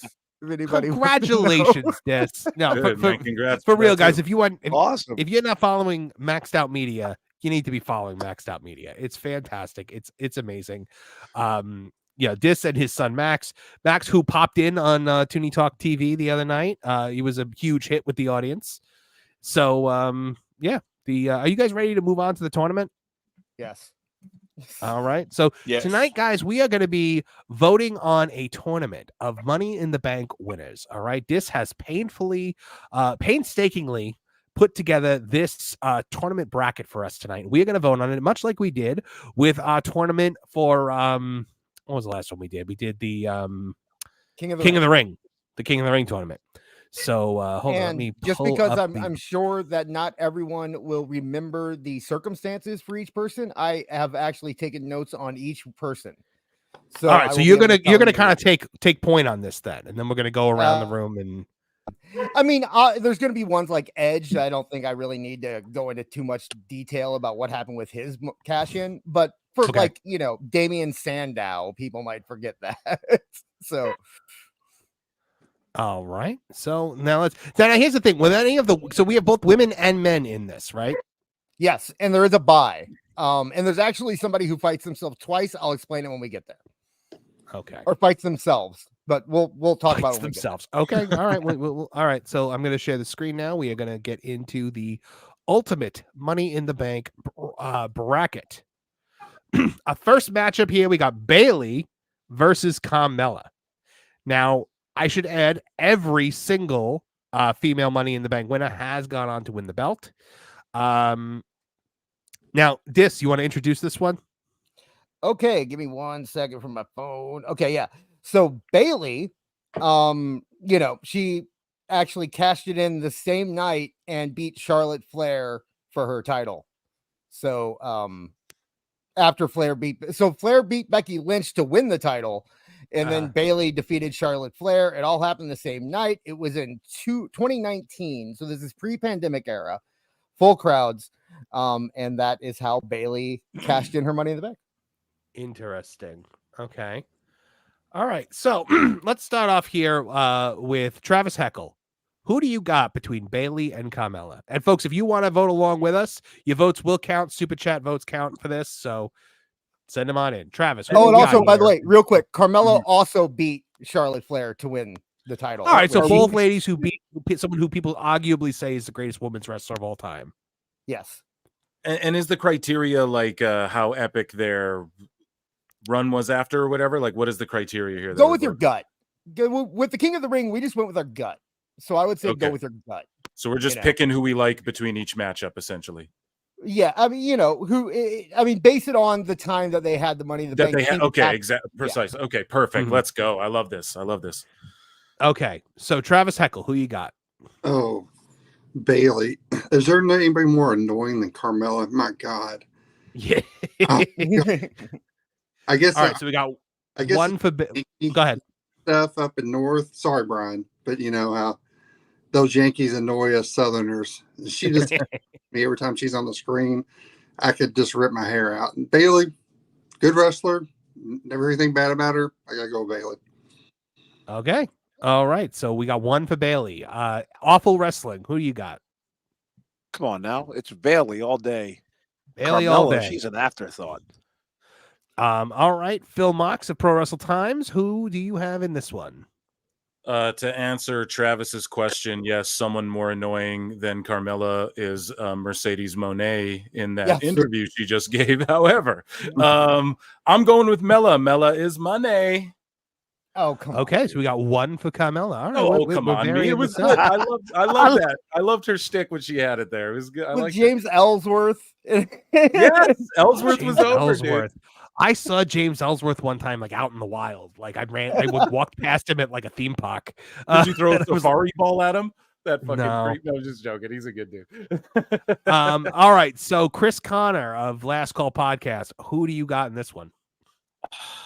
I hate to say it, Carmella, just because I remembered that. I forgot about Bailey, but Carmella, you remembered because it was just out of nowhere, and she became over because of that. I mean, we hate her, but she's over because we hate her. Dude, okay. Bailey, okay, can I vote? Yes, it's your turn now, Dis. Okay. Bailey went on from Money in the Bank, and it skyrocketed her into being the star of the pandemic era, and then starting the faction, and now being arguably one of the top women in the company. Carmella went on to have a team with R-Truth and fight over the WWE 24/7 title for a few months. I mean, well, I mean, you can get with this or you can get with that, but you should get with this because this is where it's at, Dis. What's up? It was very, very funny when R-Truth called Liv Carmella last week on Raw. It was. But yeah, it's Bailey. It's Bailey. Yeah, I too am gonna vote for Bailey. Sorry, guys, like all for the same reasons. I mean, Bailey is I loved Bailey's heel run so much, and this was kind of like the big like kickoff to all of that. I think it did more for her. So Bailey wins this one. All right. Brock Lesnar versus Dean Ambrose. A rematch. Rematch of the century. The rematch Brock didn't want to do. All right. So let's start off with Travis Heckle. Oh, no, I'm sorry, Travis. We'll let Dis explain real quick. Give his factoids, and then I don't think I have to explain Brock Lesnar. I think everyone kind of remembers Brock Lesnar with the boom box with the Money in the Bank. He wasn't even in the match. He just ran in and grabbed it, and nobody stopped him. Like that's how he won. Stop him. Oh, you should have never said that, Dis. Now that changes my vote. Wow. Dean Ambrose, on the other hand, he won it in 2016. He cashed it in against Seth Rollins, and he beat him. He beat Seth. So Seth was fighting Roman, and this is when Dean Ambrose won the title. Man, Dean Ambrose in WWE, though, anyway, I'll save my opinion for when I vote. Okay, Travis Heckle, who you got? Did you say me? Yeah. Well, Dean, whoever your name is, Moxley, whoever, you provide so much inspiration with art. You're so much fun to do. Everything's excellent. It's so easy to do art with you, but the thing is, you are a clown. You're one of the worst wrestlers ever. I don't know how you're a top star in this business. I hope Brock faces you, bust your head open, whatever. You're a clown. Go away, please. So you're voting for Brock Lesnar? Yes. One for Brock. One of my favorite videos is somebody took like one of Cornette's rants about Moxley and soundified it like with like auto tune and stuff. It's like John Moxley, mud show piece of shit. John Moxley, like it's so good. And it's like him and Brian, like Brian's impression. All right, awful wrestling. Who has this swayed your vote to? To Moxley. I clearly, thanks for bringing it up because I'm so forgetful, but I do remember that time where Brock Lesnar showed up and just cashed in F that. And I don't like John Moxley nor Dean Ambrose, either one of them. So I'm picking Moxley or Dean Ambrose or whatever you want to call him, sadly. All right. Phil Mox of Pro Wrestle Times. Who do you got? Brock Lesnar. Listen, you got to go with him. Him playing the boombox, that shit will be meme till the end of time. It was memorable. It's all about the moments, baby. It ain't about what it. I don't remember what Moxley did with it, but his case is all dented up. I'm surprised. Probably he's banging his head against it or something. But yeah, Brock, him with the whole boombox thing, and he just walked in, won the thing. I love all that. I'll remember that till I'm old and gray. So I'm going Brock. All right. And Chris Kana, who do you got? I got Dean Ambrose, and I'll tell you why. And this is where I can convince team Travis Heckel and even Phil Marks. When I think of Brock Lesnar winning that, I think of that's Vince saying, fuck you, Kofi Kingston. We're going to get rid of your world title reign in 7 seconds. Then Brock's going to drop it 28 days later. It's basically we're killing Kofi Kingston. We're going to, basically get rid of Kofi Mania because, hey, you know what? We're going back to Brock because it's easy. This isn't when that's not when Brock won the title. Yeah, that is when Brock won. Brock beat exactly Brock cashed in against Seth. Yes, that's when he was scheduled. Because that's when he had the whole money in the bet, when he won the whole briefcase, when he basically held it around and he's teasing it, and he's like, "Oh, I don't need to, cash in," but he had to fail attempt. He finally announced he's cashing against Kofi, and yes, it's for 7 seconds. I thought he cashed in on Rollins. Yeah, he cashed in on Seth. Yeah, he did. He cashed in on Kofi. No, I'm looking at right now. Wikipedia. He cashed it in on Kofi Kingston on that first. It's on Fox. It's on SmackDown to beat Kofi Kingston in 7 seconds, and afterwards, Kofi is like, "Well, I'm just happy I won a title." It's like it's basically Vince just screwing Kofi and telling him go back in the corner. I don't know, man. Everyone's saying it was Seth. It was Seth, man. It was. I don't recall, but I just remember that match between Lesnar and Kofi was the big, here's the main event of SmackDown, SmackDown Live. So they rolled it. I just thought it was a standard match, no cash in. That's what I thought. Yeah, it was. Yeah, he beat Seth at Extreme Rules in 2019. That's how he won. Either way, it's still. I'm still going with Dean Ambrose because it's just awful. It is awful. The whole thing was just awful. The whole time with Brock Lesnar. I love him as a champion, but the whole thing with getting a briefcase, gave the whole thing. It was just god effing awful. You know what it is? So you went with Moxley. Yes. Go ahead. No, I was just going to say the whole thing about the Brock Lesnar thing is that it almost seems like you've painted yourself into a booking corner, so you just gave it to Brock. Yeah, kind of. Yeah, but it was just we didn't like our candidates. Let's just bring in Brock and then have him cash in it. Guys, we do have a super chat vote here. John JID 999. Until that lawsuit's cleared up, I'm taking Moxley. So Moxley is now winning 3-2. Come on, pal. That's come on. This is what the super chat votes can do to this tournament. They can change the very face of it. All right, AEW disciplinary committee. Who you got? Professional. Brock Lesnar. Here's the thing. I agree. If this was the third Money in the Bank or the fourth Money in the Bank, and that happened with Brock Lesnar, I'd crap all over it. Sorry. But at this point, by 2019, it was kind of refreshing just to see someone come in and go, screw, I'm just going to take the freaking thing. What are you going to do? You're going to stop me? I'm Brock Lesnar. You're going to stop me from taking that? It was refreshing. It was different. It was about the only thing different they could do at the time.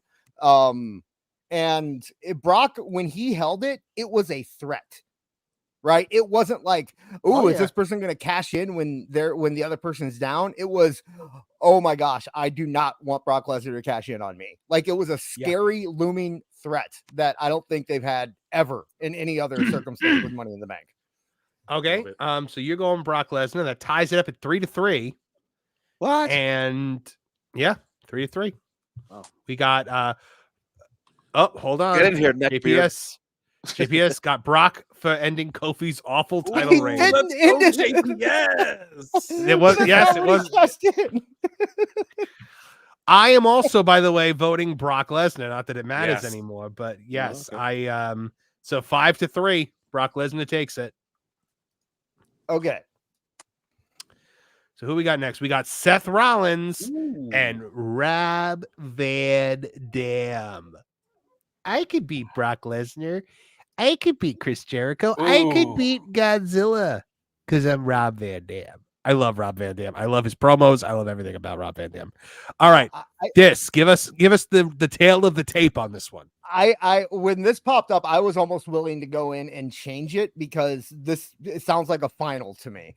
It does. But I wasn't going to mess with how everything played out. So, Seth held it for an entire year and cashed in at WrestleMania during Roman versus Lesnar and won. I think is he the only person to cash in and turn a regular match into a 3-way? I think he might be. But I'm not he was 100% on that, but there was always the thing about, man, I wish somebody would just carry it for a year and cash in at WrestleMania, and Seth actually did it. He did. So that was cool. And then RVD just said, I'm calling my shot. I'm cashing in at ECW One Night Stand. One Night Stand 2006. Yes, made that show. Yep. The vision of John Cena holding up the belt with his head down while the ECW fans berate him. Yeah. It was a whole thing. Travis Heckle, who do you got in this one? Man, that's a tough one. Jeez. It's really hard. That's what she said. Okay, awful. Come on now. Well done. Bad to say about any of them. I mean, they're both, quality main eventers, but maybe Seth by a nose. I mean, Seth by a nose. All right, we got Seth Rollins. Travis Heckle for Seth Rollins. All right, Awful Wrestling. Who you got on this one? Ooh, see the RVD thing was memorable because I wasn't the biggest ECW mark, but because I lived in the general area, I kind of like what RVD was all about, and he was far more memorable to me than Seth Rollins' Money in the Bank reign. So I'm going with RVD. Sorry. You're going Rob Van Dam. We're tying it up at 1-1. Phil Mox of Pro Wrestle Times. Who you got? I absolutely love Rob Van Dam, one of my all-time favorites. Those One Night Stand shows were the first two of my favorite all-time events. Could throw it on anytime and enjoy it. Anytime. And just the crowd, the energy, him versus Cena was just amazing. But at the end of the day, man, he's more remembered for like that title win and the crowd and all of that. When it comes down to the Money in the Bank itself, I got it. And like having the two belts, and the fact it was Money in the Bank is sort of an afterthought, right? It's almost like he didn't even need that component to get there with the One Night Stand show. So I got to go Seth because it was the heist of the century. It was the main event. Who said it before? I think Dis said it. Hold it for a year, cash it in out of absolute nowhere. I remember watching that and just losing my mind. And yeah, it's against Brock and Roman, two of the biggest names. Got to go Seth, man. Plenty in Pixel Art also voting, and he votes for Mr. Tuesday Night, Rob Van Dam. So there you go. So we're tied up at 2-2 now. As we go to you, Chris Connor of the Last Call podcast. By the way, that was the second time it turned into a 3-way. It also Alexa Bliss when she defeated Ronda Rousey and Nia Jax. Yeah, she was also crap. I've been going back and forth because on one hand, Rob Van Dam is because Rob Van Dam, it was unique. It was, hey, I'm announcing I'm cashing my money in the bank. It was that intense old school, small crowd, everybody's into it. It is like the us against the corporate. And you knew that WWE did not want to pull the trigger on this, but they did. Meanwhile, Seth Rollins, he wins, he cashes it in, he makes a bigger name for itself. Crap. And I hate to say it, if Rob Van Dam had cashed this in like in 2020 instead of way back then and had gotten busted for pot, they would have taken the title off. They would have just kept like, all right, Rob, here's a $500 fine. You just don't do it again. blah, blah, blah, blah, blah. So unfortunately, I had to give it to Seth Rollins just because it was a longer reign. And as I said, so it breaks Seth my Rollins goddamn heart. Yeah, Seth Rollins because Seth Rollins takes the lead here 3-2. Yeah. All right. Dis, who do you got? Look, I as opposed to awful, I was a huge ECW mark. My favorite Paul Heyman moment that we talked about earlier was his rant against TNN. I loved ECW. That being said, this kind of ended RVD's chance of being a main eventer permanently, and it made Seth Rollins a main eventer permanently. So I have to go Seth. He should have never been smoking in that damn car with Sabu. Yeah, good grief. All right, Just so we're ruined 4-2 everything. now, so it doesn't really matter what I say unless we get another super chat in. But I am going. Look, I think that using the Money in the Bank to set up the main event of a pay-per-view, a major pay-per-view like this in advance was super cool. It was a good way to use it after we had Edge, using it the way Edge does. I like an honorable cash in. I do. So therefore, I am also voting Rob Van Dam, but that doesn't matter because the guy who I probably could have picked to win the entire thing is now out, and we are going Seth Franklin Rollins. Asuka versus John Cena. Now, a little intergender action here. I like this. Now, Dis, correct me if I'm wrong, but when Asuka won the Money in the Bank, the belt was actually in there because Becky Lynch got pregnant, right? No, it wasn't. But the next night on Raw, they gave it to her. That's what I mean. The next night. Well, they didn't go into the match with the assumption that the winner gets it. But then the next night is when they announced Becky was going to be gone, and they gave it to Asuka. So right, okay, yeah. So Asuka's cash in wasn't a cash in, and so walk us through John Cena. John Cena. Give me a second. My phone's kind of freaking out. But didn't John Cena, off the top of my head, I believe he did the same thing Rob Van Dam did, right?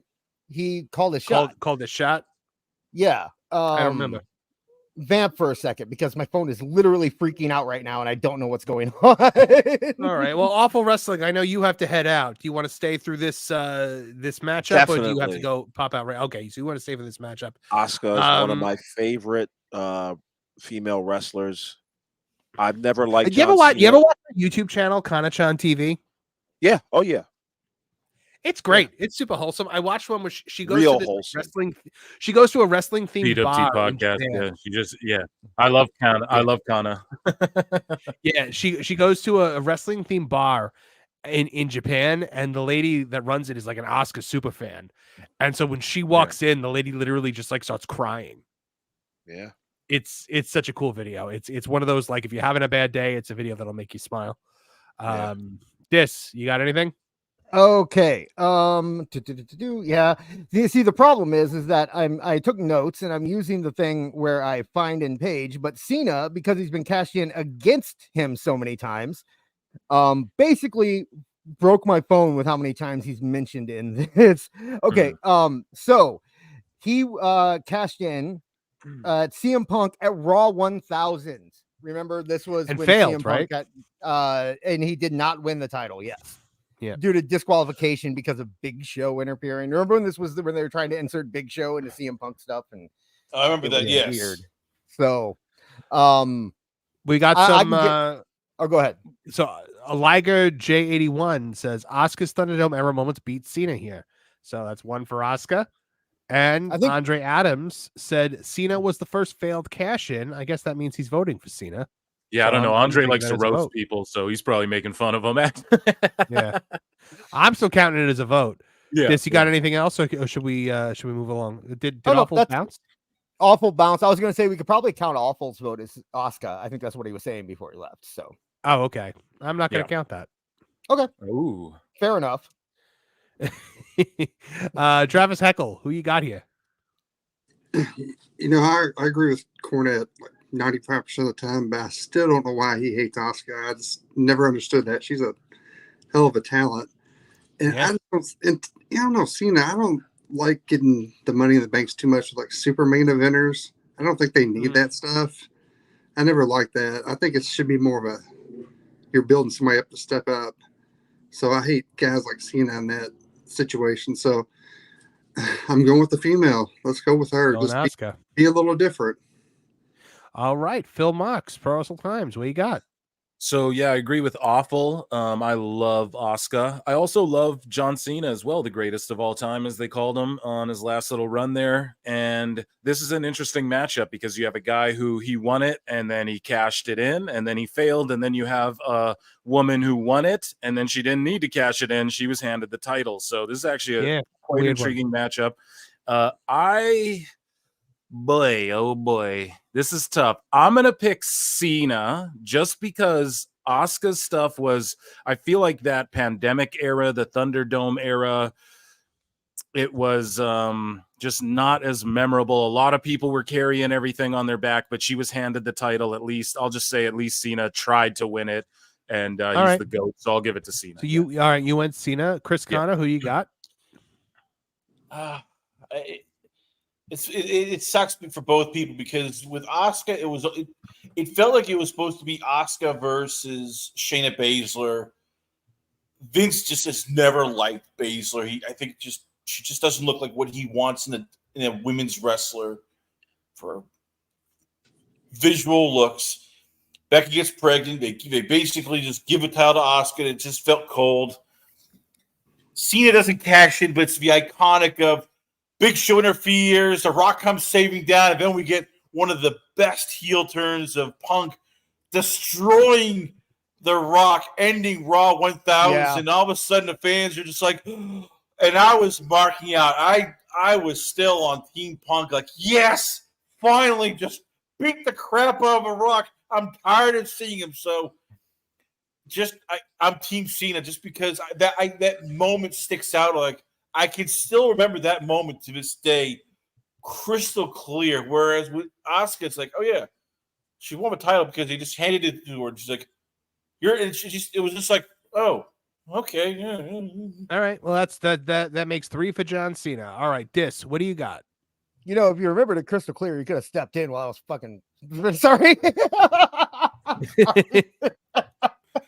I slipped. Sorry about that. Now we're demonetized. Clearly, you can just edit it. Right. Cena, because at least it fed into the Cena CM Punk feud, which is brilliant. That's one of my favorite feuds of all time. So okay, look, I actually really liked the headquarters, the Titan Tower Money in the Bank. I enjoyed it. I thought it was fun for the fun moment of the time period that they were in. I'm gonna go Asuka on that, but it doesn't matter because if we're counting Andres as a vote, John Cena just pulled this out with a 4-3 win. So wow, right on, right on, Andre, you got your way. I believe we're counting it, unless he tells us that he doesn't want us to in the next 10 seconds.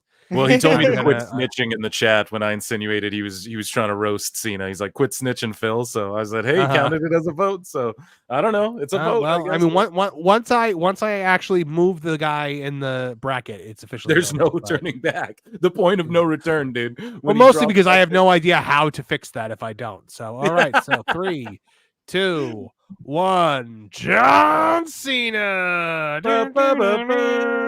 Let's go. Oh, here we got. This is an easy one. We got Big E versus Kennedy. Give us the tail of the tape here. Big E went on to defeat Bobby Lashley for his title reign and become a main eventer. Kennedy lost his contract to Edge because he couldn't get off of drugs and was never seen again. So except in TNA where they like that stuff. So it's I mean, I'm not even gonna pussyfoot around this one. This is Big E for me. Yeah, Travis, who you got? Yeah, this is probably gonna be my bathroom break match. Both of them, damn. But I'll just go Big E because Kennedy was supposed to be this big main eventer and he failed. And I'm gonna go Big E, man. That one's obvious. All right, Chris. Big E. Nothing that matters, but Oh, I thought I already said it. Big E, yeah. When you wrote it, I agreed. So yeah, Big E, definitely. all right. So Big E moving along. Well, this was a nice quick one. Sorry, Kennedy. Thanks for playing. Get some help. Okay. He's doing good now. I think he's doing good now. We got The Miz versus Nikki Cross here. Oh, The Miz. Yes. We all remember The Miz, correct? His cash in when he beat John Cena for the title. Here. I liked The Miz's cash in. I don't know. It was fun. I'm The Miz, and I am awesome. Nikki Cross, who's not even Nikki Cross here. She was Nikki Ash. Okay. And yeah. And this is when she's another one to cash in the same night and win the title. So, I mean, take that for what you will, but I don't have down who she beat. I can pull that up in a second if you want, but I think we can vote based on that. It's The Miz, right? I don't think anybody needs. To me, it's The Miz. Is anybody not voting for The Miz? It depends, like because you cashed it in twice. Well, we're not talking. I only counted people who won the Money in the Bank match. Yeah, he's won the Money in the Bank match twice and cashed it in twice. No, he did. He only won the match once. The second time he sued Otis and beat him in a match. Because Otis won. That's how Otis got rid of his briefcase. Oh yeah. Right. So, and then who did Nikki beat? Who did Nikki ash Charlotte at the time? Flair. Charlotte Flair. She beat her for the belt? Yep. Everybody beat Charlotte Flair for the belt. Oh yes, yeah, dude! Holy shit! It's the only way Charlotte Flair ever loses the belt is Money in the Bank. Yeah. I'm gonna go Miz personally. Sorry, I didn't mean to just butt in, but yeah, I agree Miz. So that's my vote. Now, is anybody not voting Miz? Is anybody going with Nikki here? Okay. Nobody? Yeah. All right. Hit the gavel on that one. Yeah. I mean, this is one of those ones where I was just like, we could breeze through this one. All right. Coming up next, Randall Kennedy Orton. I don't know what the K actually stands for, but versus Braun Strowman. This is a tough one for me. Why is it a tough one? I like Braun Strowman. This was Randy Orton won it in the weird time when they were giving it to main eventers. Like he won it right after John Cena did. Right. The next year. So I don't know. I never really I kind of agree. I think the Money in the Bank should be something that is reserved for guys coming up, who need an extra boost, not Randy Orton. I mean, that's just my opinion, but I don't think Randy Orton needed. Oh, I'm sorry. Miz, by the way, cashed in. I don't know why I said Cena. He cashed it in against Orton. But anyway, I don't think Randy Orton needed Money in the Bank to get a match against Daniel Bryan. Yeah. So for me, I would go with I would go with Strowman. Yeah. Okay. Travis Heckle, who do you got? Just like you said, I don't like the main eventers getting it. I don't think they need it, especially Randy Orton. He's like, top 50 ever, so. Yeah. Just to be weird, just go to Braun Strowman because I just don't think the main eventers need that briefcase. Really quick, Merge for $2 says superhero in training Rosie is greater than Nikki Ass. Oops, Ash. Very good. All right, Phil Marks, who do you got in this epic matchup? I like both of former these guys. Wyatt family members. Yes, and I love both of these gents right here. So I looked it up a little bit myself because I was curious. So who did Orton? How many times has he won it? One time? One time. Yeah. Okay. There's only one person in this match who won the match one time, more than once. More than once. Pardon me. Yeah, you had said that. Yeah. So Orton, who did he cash in against, and was it successful? Daniel Bryan, and yes, he won. Okay, and then Strowman relinquished his, didn't he? Didn't he fight Kevin Owens or something, and then he vacated it or something? I'm gonna go with Randy Orton. That's why. That's what I'm getting at. Okay. Yeah. Chris Connor. Randy Orton, because, and I get why people don't like it, but if Orton doesn't cash in on Daniel Bryan, we never get the yes movement, because that's what sets everything up is, Bryan beats John Cena, Orton, and, and the Helmsley McMahon regime. Screw Daniel Bryan. Bryan is basically getting, trying to get destroyed by everybody in WWE because he's the B+ player.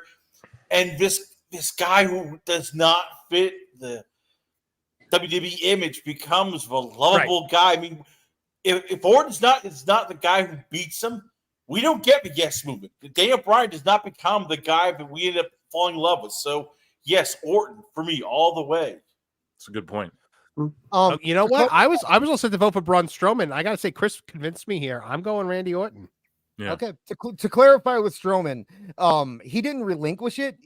He cashed in it against Reigns, and then the referee stopped the match because Brock Lesnar beat the crap out of both of them.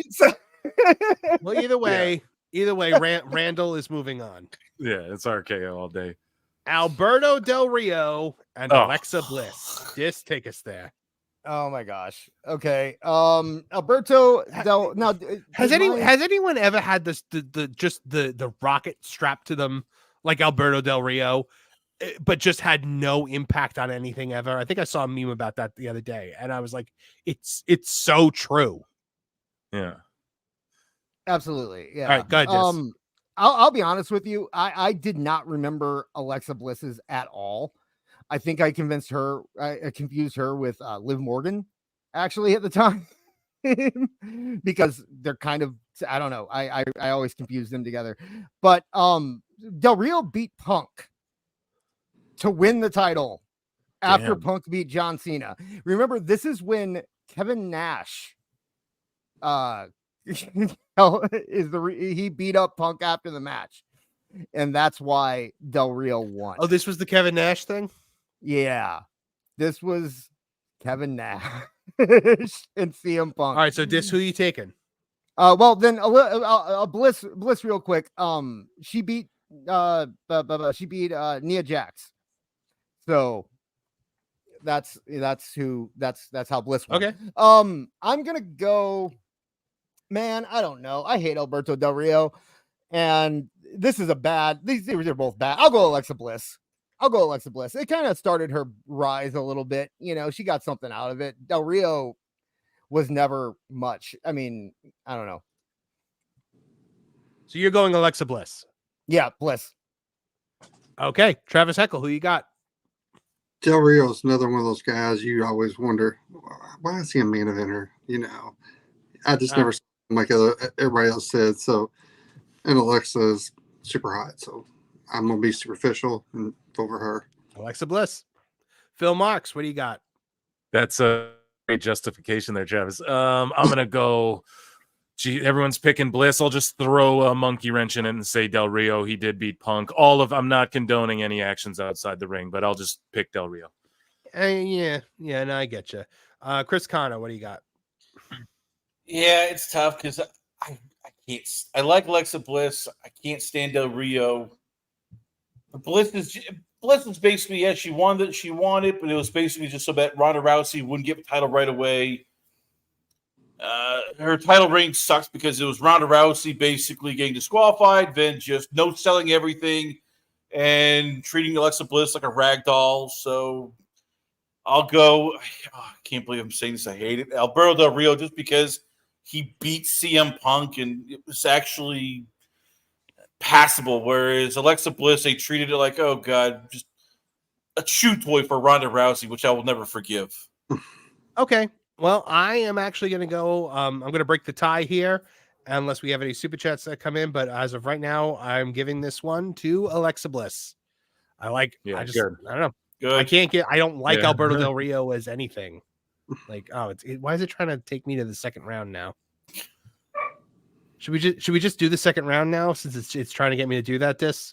Sure, go ahead. Why not?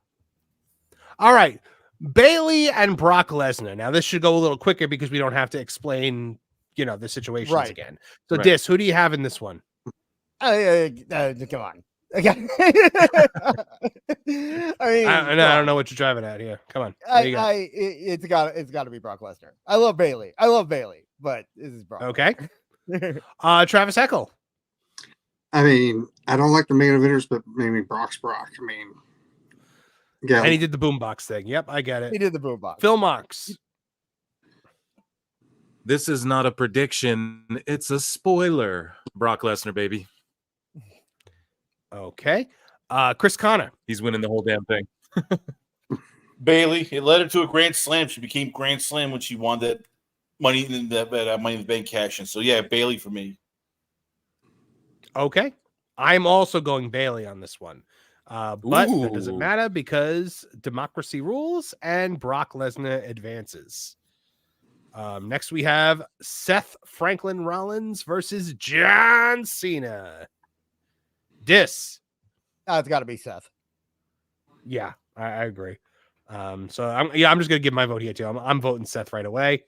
Travis. Let's do Seth. Seth. Phil. I had to justify Cena kind of to myself in the last round, so it's easily the heist of the century. Seth Rollins. Okay, and Chris Connor. Seth. Boom.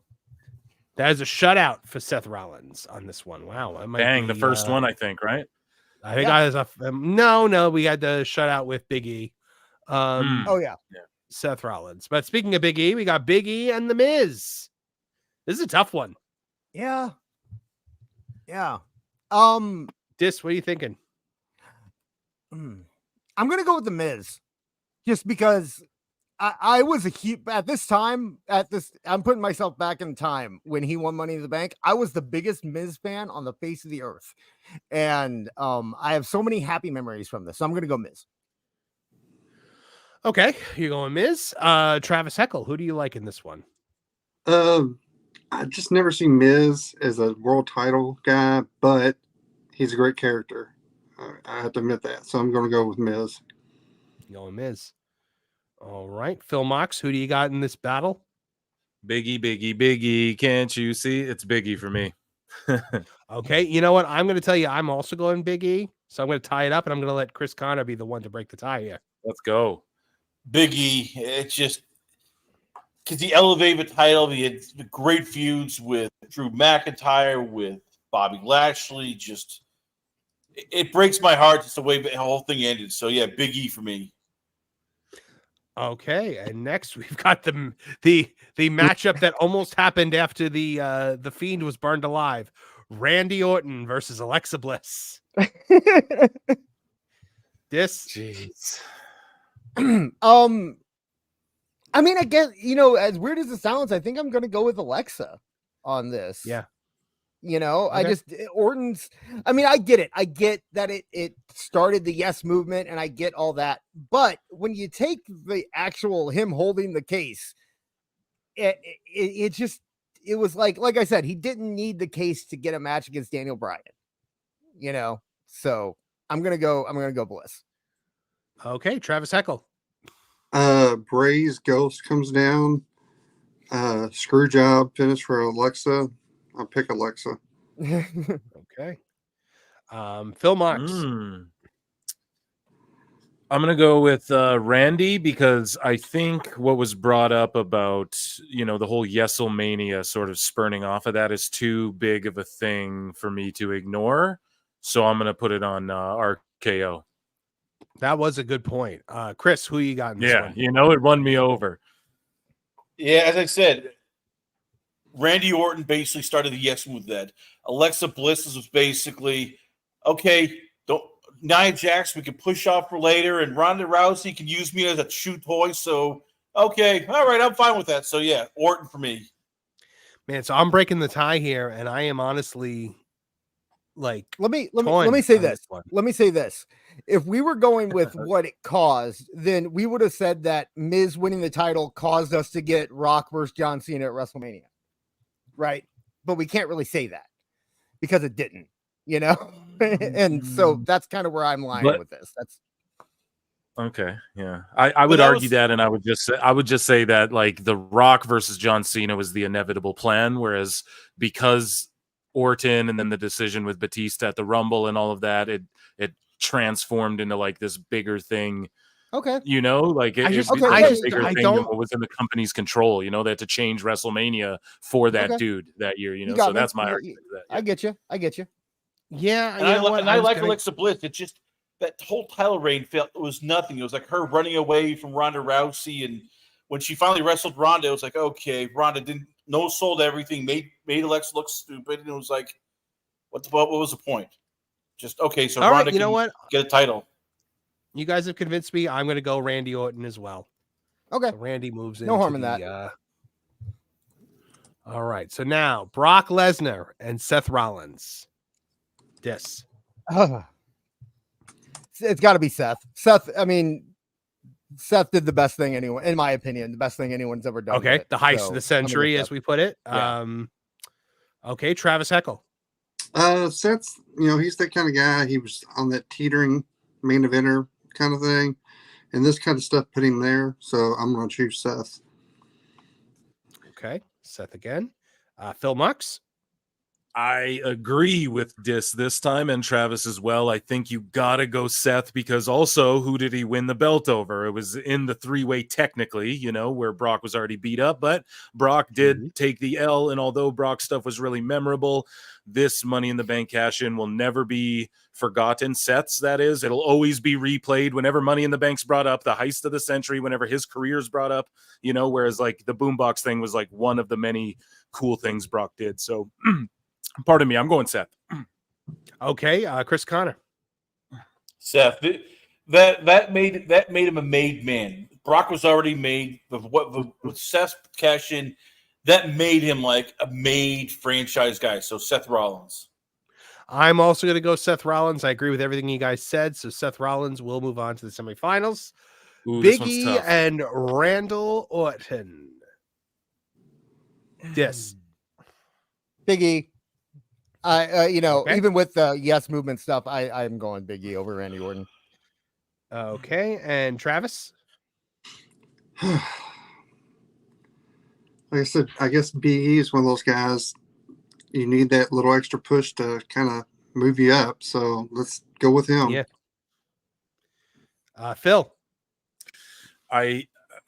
God, see, this is where it gets tough too, because we've been, I've been pushing like Randy and the significance of what came after, but also, yeah, if you factor in the fact like Big E became world champion and it really put him over the edge to that next level because of the briefcase, right? So, and like Orton, It didn't really put him over, and it's one of the steps along the way to bring the Yeselmania about. Batista winning the Rumble was a big part of that as well. So I'm gonna backpedal a bit. I'm gonna say Big E. I'm gonna choose Big E, which I'm comfortable with that. Lock that in. Chris.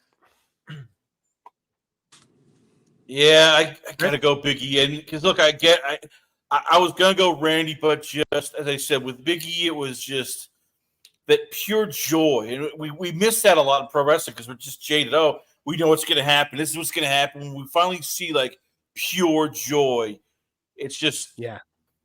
So give me Big E. All right, yep, I'm with you on that. But now we've got this. We've got our semifinal match. We've got Seth Rollins and Big E.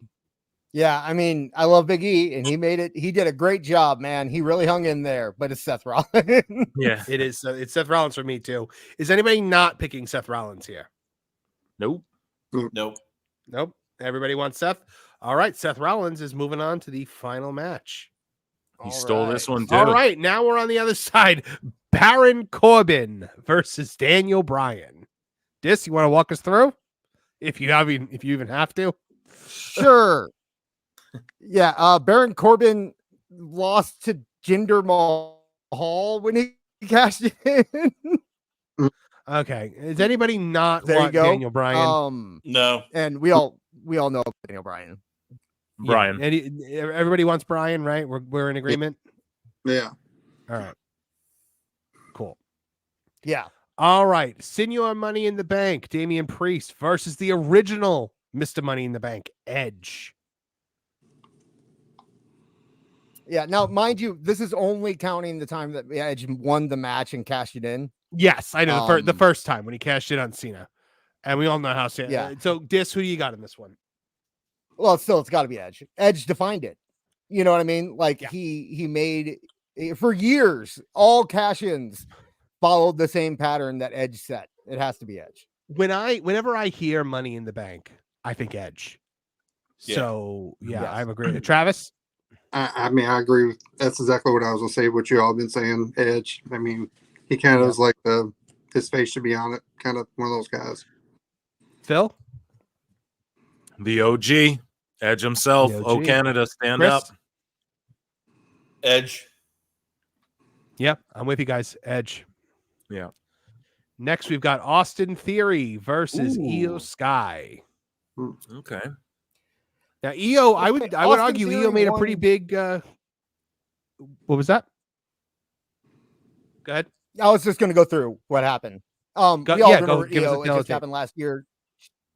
Yeah, Io won last year. It cashed in the same night and really blew the roof off the place. It was a great cash in. Theory, on the other hand, he lost to Seth Rollins and he cashed in for the U.S. title. So, yeah. Oh yeah. Yeah. Okay, Travis. So, Dis, you're voting Io, right? Io. Dis? Yeah. I think you okay, Travis. U.S. title. So yeah, that's cheap. U.S. title. No, that doesn't even count. Okay, Phil. I gotta go Io. Yeah. Chris. Io. Yeah, for me, it's Io as well. Great cash in night of, and then goes on to have a stronger title reign than I think anyone thought she had any business having, and then tearing down the house at WrestleMania with Bayley. I mean, it's got to be Io. Jack Swagger and Kane. Oh my God, this is like if a meteorite was going to hit this tournament at some point, this would be when it happened. Dis, walk us through this who cares match. Dis. Why does Kane have a world heavyweight title and a Money in the Bank briefcase? Can somebody well, they refresh both my memory on won Yeah. their title. All right, Dis. We can hear you now. Yeah. I at least was storyline. Okay. I would go with Kane. He won it that night and it was at least storyline compelling. Swagger. I mean, we all remember what happened with Swagger. Oh, yeah. So I'm going to have to say Kane. I don't remember what happened with Swagger. What happened with Swagger? He won the title. And then he was immediately booked to, they won, by the way, they won the same night. Jack Swagger ended up beating Chris Jericho for the title. And that's it. He cashed it at WrestleMania, but he, and then he was booked into oblivion. Kane cashed in the same night against Rey Mysterio after Mysterio beats. Yeah. After Mysterio, it's a very weird situation. So, but yeah, those are, because here's the thing. Actually, I'm sorry. Okay. Swagger and Kane did not win the same night. They won. I don't want to spend any. I want to spend more time on this. Dis, you saying Kane? Okay, sorry. Who you got? Yeah, Kane. Okay. Travis. Kane. Okay, Phil. I gotta go with Kane's a little more memorable for me, and yeah, I'm gonna pick the Big Red Machine. Okay, Chris. Kane. Yep, and I'm also going Kane. Yeah, this was just a nothing match. I don't. So maybe in my opinion, one of the biggest missed opportunities in WWE history, Damien Sandow and Sheamus. Dis, walk us through. Okay, Damien Sandow. It's a sad story. He cashed in against John Cena, and they had a great match, a really great match, and he lost, and then he became a comedy character. Yep. So, take that for what you will. Sheamus, honestly, I didn't even remember he won before this, but he beat Reigns in Survivor Series to win the title. So that's how he cashed in. This who do you got? Big win, and I think you got to go with Sheamus. As much as I liked the Sandow match, it did nothing for him. So, right. All right, Travis. Sheamus. The Great White. Sheamus. Shame the us. Great White. Sheamus. Phil. I'm gonna go Sheamus, although I do want to pick Sandow. I love him, and I agree with you, Marv. He's one of the biggest missed opportunities, Aaron Rex, if you will. I think he's still wrestling in NWA or whatever. But Sheamus, yeah, he filmed Ninja Turtles, came back, won this shit, and then beat Roman Reigns, if I'm not mistaken. So come on, you got to pick that. did they make him try to go on a house show when he was trying to film Ninja Turtles? Chris, who you got? Sheamus, because he won. That's all you can say. Yeah.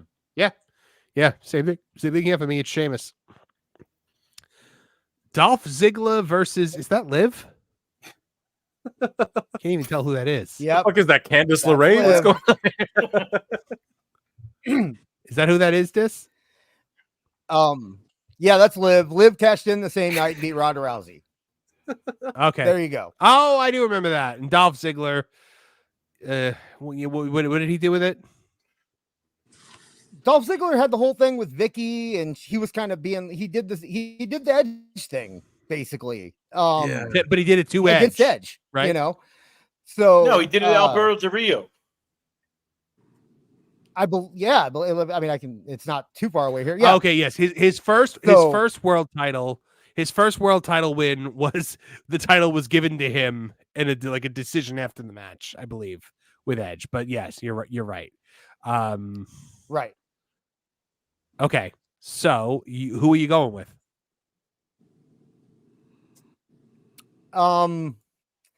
It's not as easy as it sounds, but I think I'm going to go with Dolph.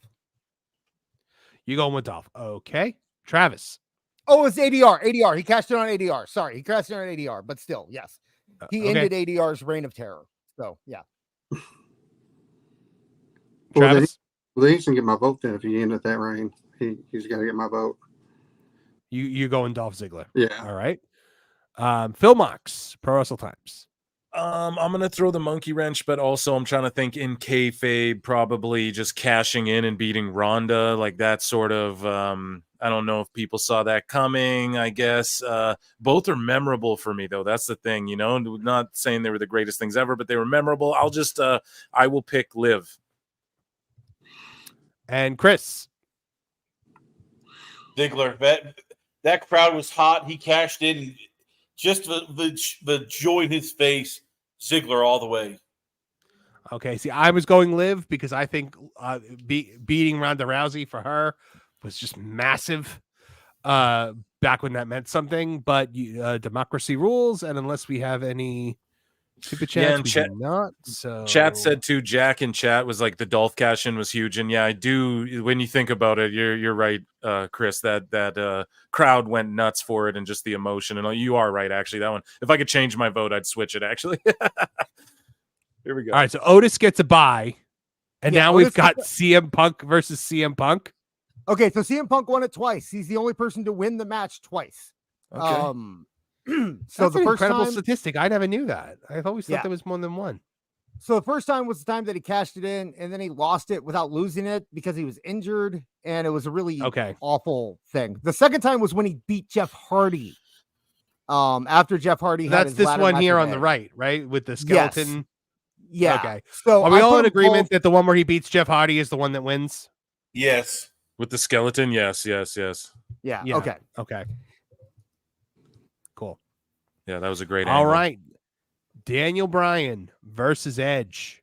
What you got? I got another tough one, really tough, but I got to go with Edge. He's Mr. Money in the Bank. That's what he is. His entire the entire Rated R Superstar thing is based on that. So yeah, I'm gonna go Edge. Okay, Travis Eckel. Tony Khan is seeing stars here. But It's a battle of the AEW. Yes, and I'm gonna go ahead and do Edge because, like I said, he defined it, the Money in the Bank, and you got to choose him. Yep. I'm gonna. You know what? Phil. Well, I think you said it earlier, Marv. When you think Money in the Bank, you think Edge. So I'm going the Rated R Superstar Edge. And Chris. Edge. I'm also going Edge. Yep. All right, Kane and Io Sky. Is anybody voting for Kane? No. No. All right, we're in agreement. All right, good. Yes. No. All right, Sheamus and Dolph. This one I think will be close. I'm still gonna go Dolph. You still going? I liked his character at the time, so yeah, I'm going Dolph.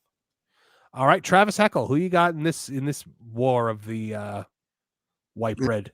That's a good one, isn't it? Ah, shoes. Hmm. I guess since he beat Reigns and made it count, I mean, I think it weighs a little bit more than beating Del Rio. So let's go with Sheamus. Yes, I agree with that. You know what? I'm going to cast my vote again, also for Sheamus. Phil. Okay, the Sheamus argument there, I like that. I like how exactly we laid it out. He filmed the movie, comes back, beats Roman, big deal. But yeah, when I'm really thinking about when Dolph won, but then again, I think one was for the WWE title, and Dolph just won the World Heavyweight, which I always consider just a little below the WWE. So this one's really tough for me. I'm gonna go with Sheamus, though. I think I'm gonna confidently say that.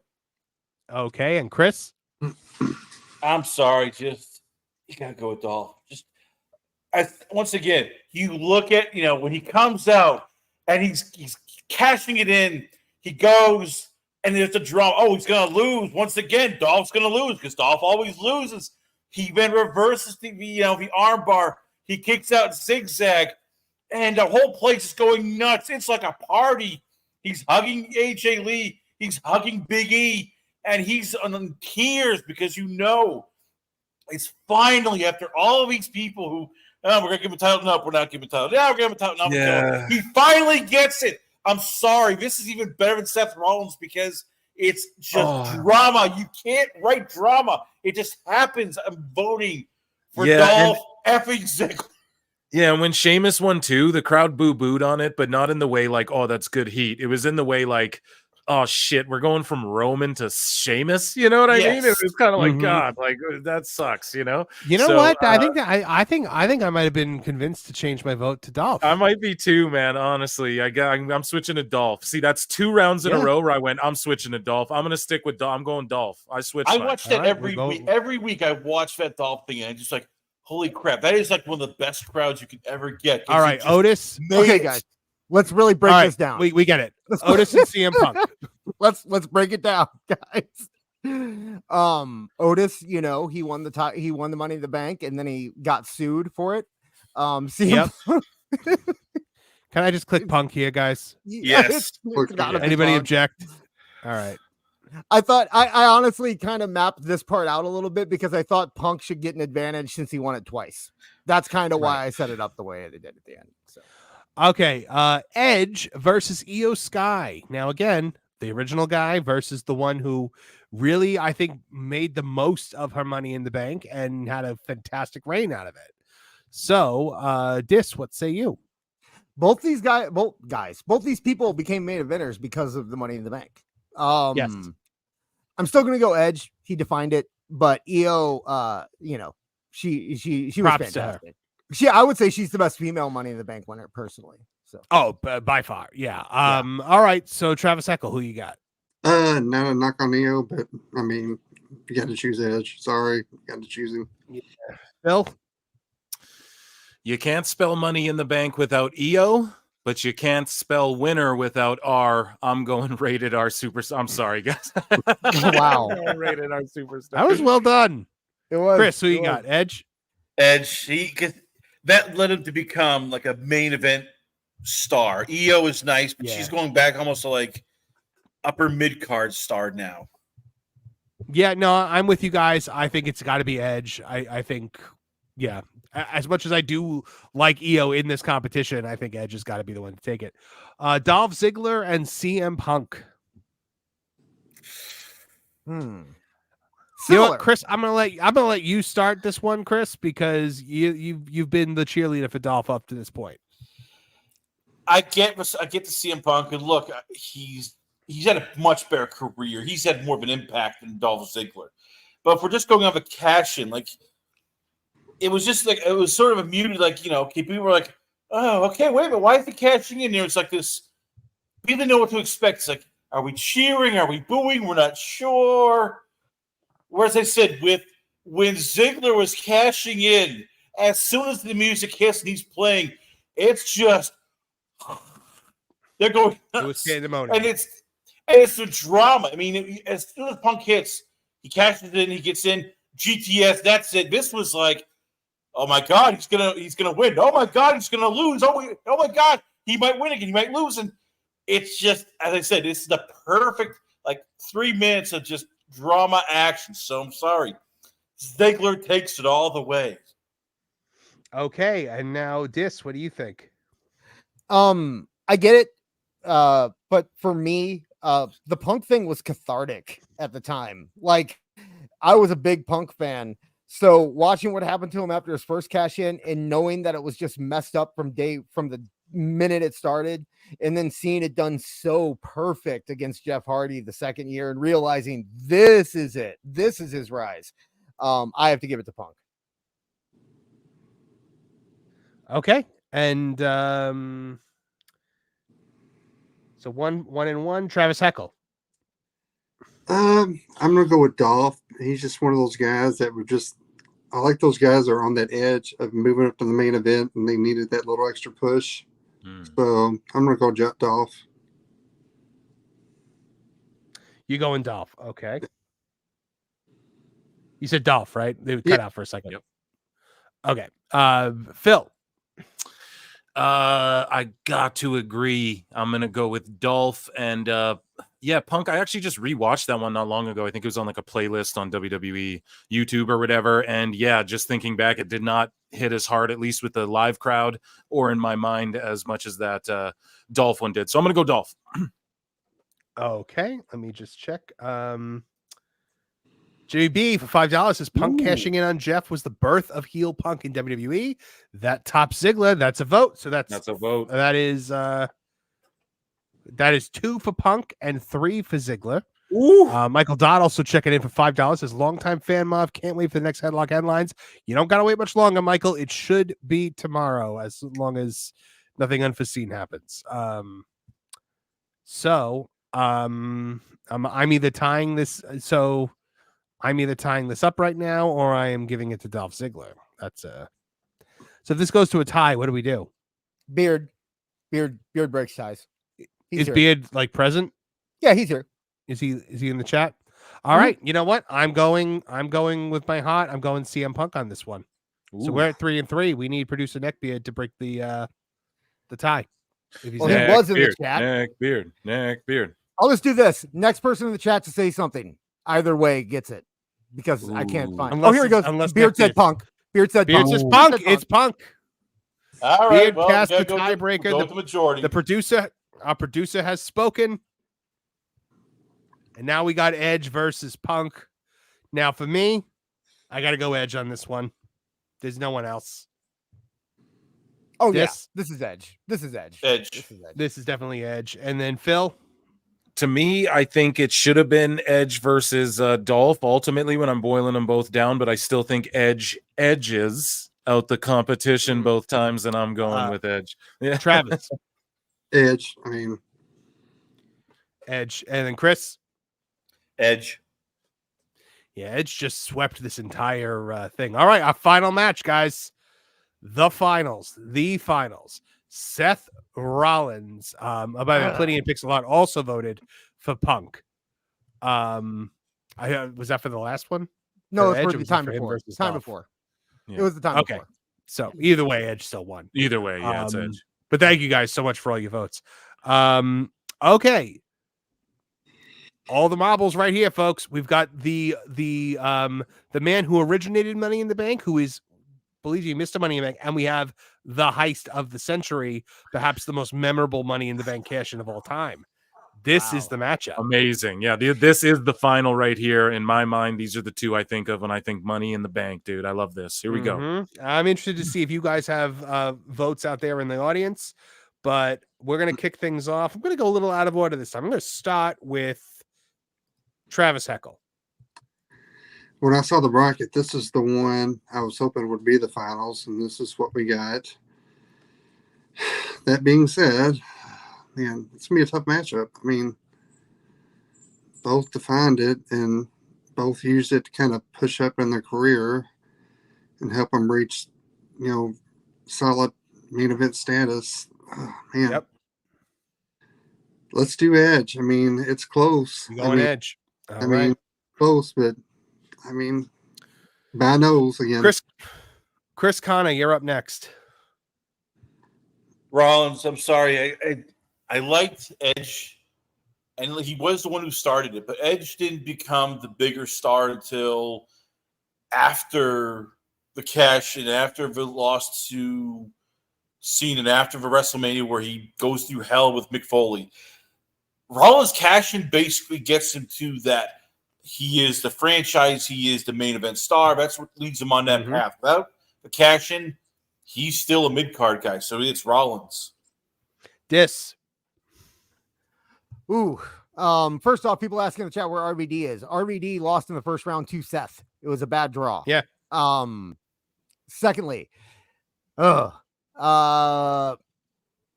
I got to go with my heart here, and I got to say Edge. This really started, like I said, it started Radar Superstar. It started such a great run there. I got to go with Edge.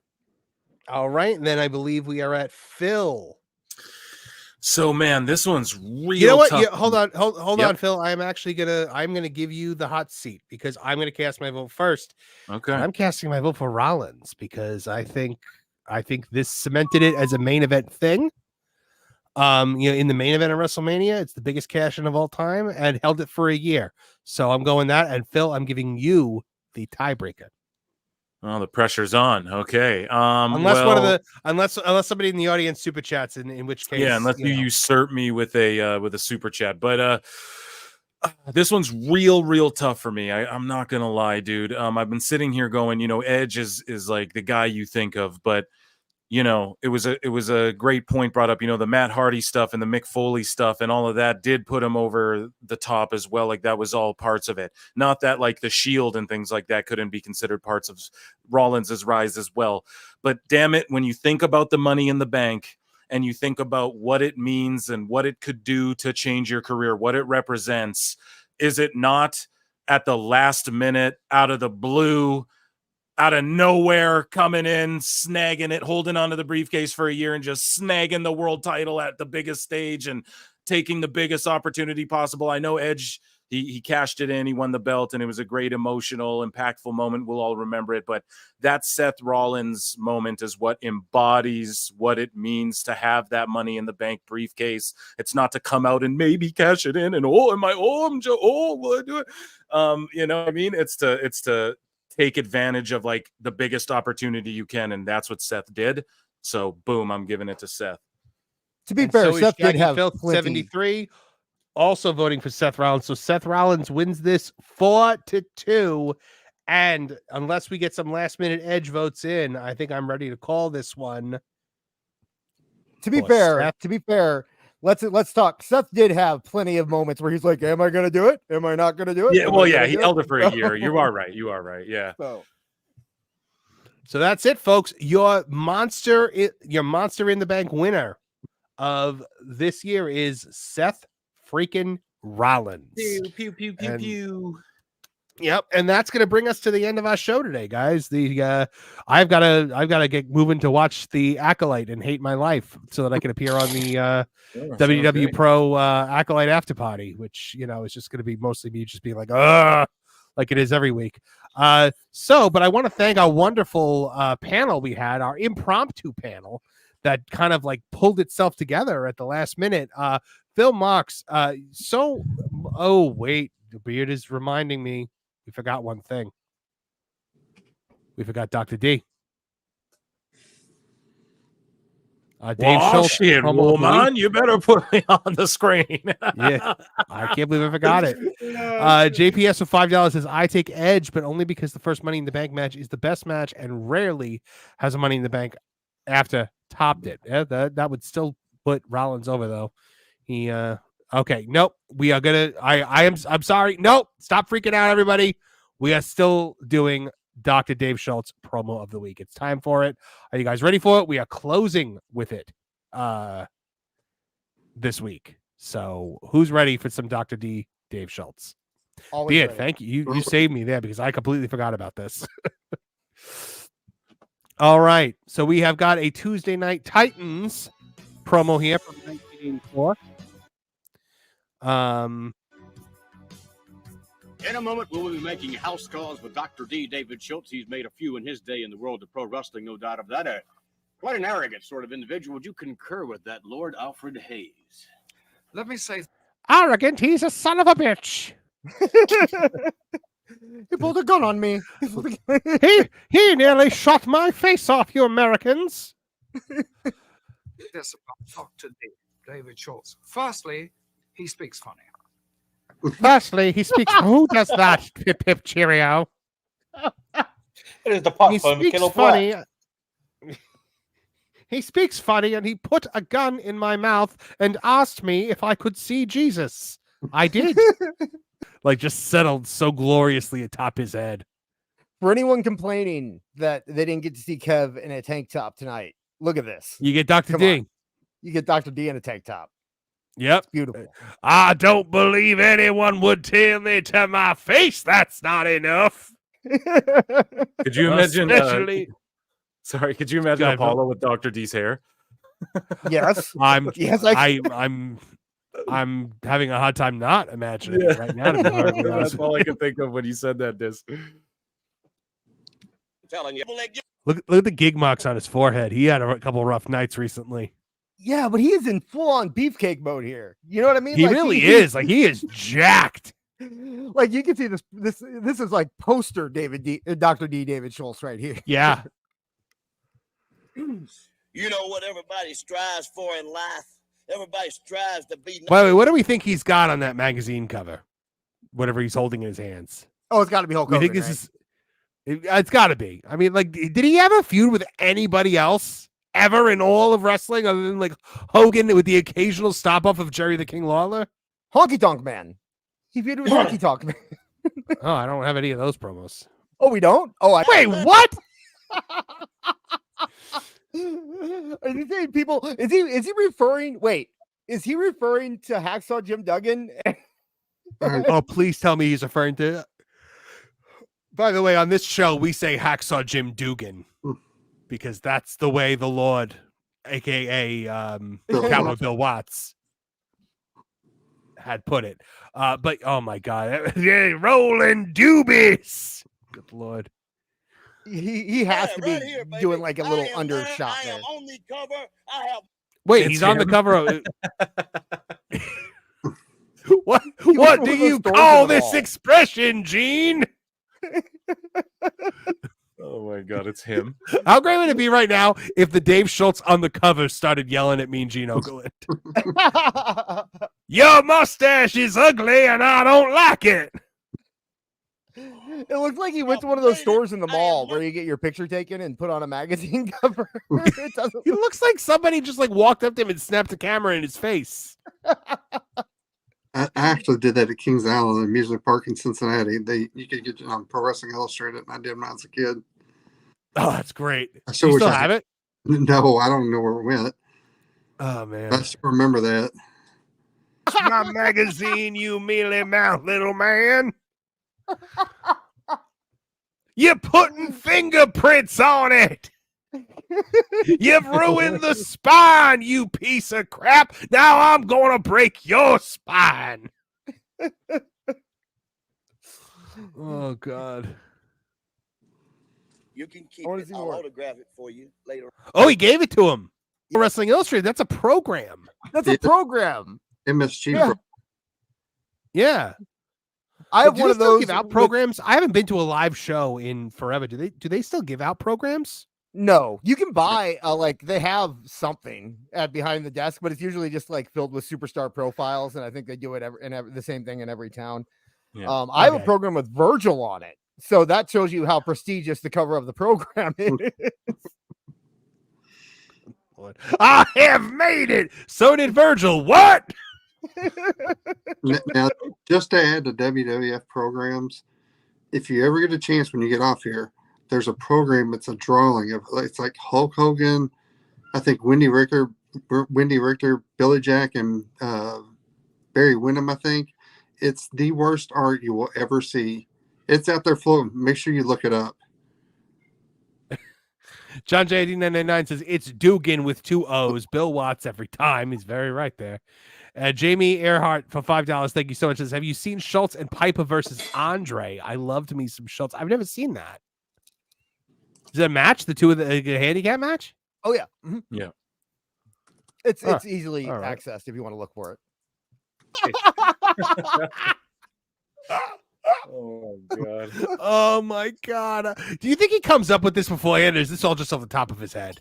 Top of his head. Top of his head. 100%. No how woman far safe from gone- me, not even my own mama. I'll John Stossel that bitch.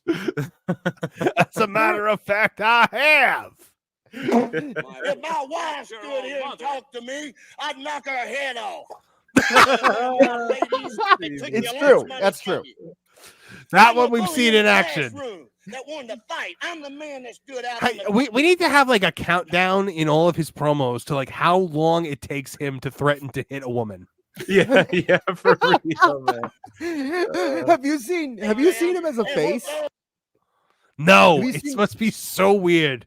It's okay. It's the exact same thing, except then he'll turn to the interviewer and say, "You're doing a really good job there, buddy. You keep it up. You're doing a good job." And I'll beat the crap out of my wife, my mama, my sister, and my great aunt Tilly. By the way, Gene, you're doing a great job. you have a great suit. I love the tie. I love the bow tie. Good Lord. Oh, that was amazing. Do we go back to this or is it okay? No, we're going into matches now.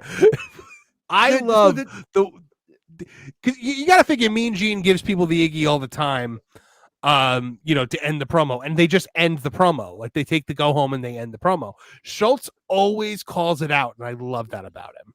So, did he at the end there? Did he admit to cheating on his wife too? Yes. No, I caught that too. He's like, I'd slap the hell out of my wife, and then any of my ladies out there. Gene, why are you touching my leg? Get off there. Was it his kayfabe trailer wife or the or shoot? What is this? The city dump? When he looked into the sink. Yeah. That was a good one. Man, Dude. I hope this one makes the replay because a lot of our Dr. D segments have been getting cut from YouTube lately for copyright. So I'm gonna be capping a lot of them and doing kind of a supercut of them and putting them up on Patreon, so you guys can catch them up there. Well, that's everything for this week, guys. We got to watch Dr. D once again threaten to beat up women. We got to find out that Seth Rollins is the ultimate Mr. Money in the Bank. Wow, what a week. Phil Mox, Pro Wrestle Times. Where can people go to find out more about you and to get your second channel up over 1,000 subscribers?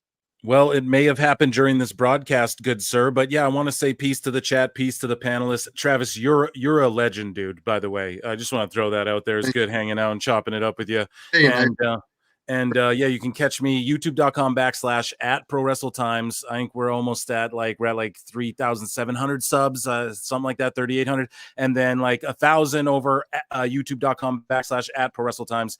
And yeah, I try and drop content every single day, and I go live Wednesdays and Saturdays, or just whenever there's a PLE. So yeah, thanks for having me.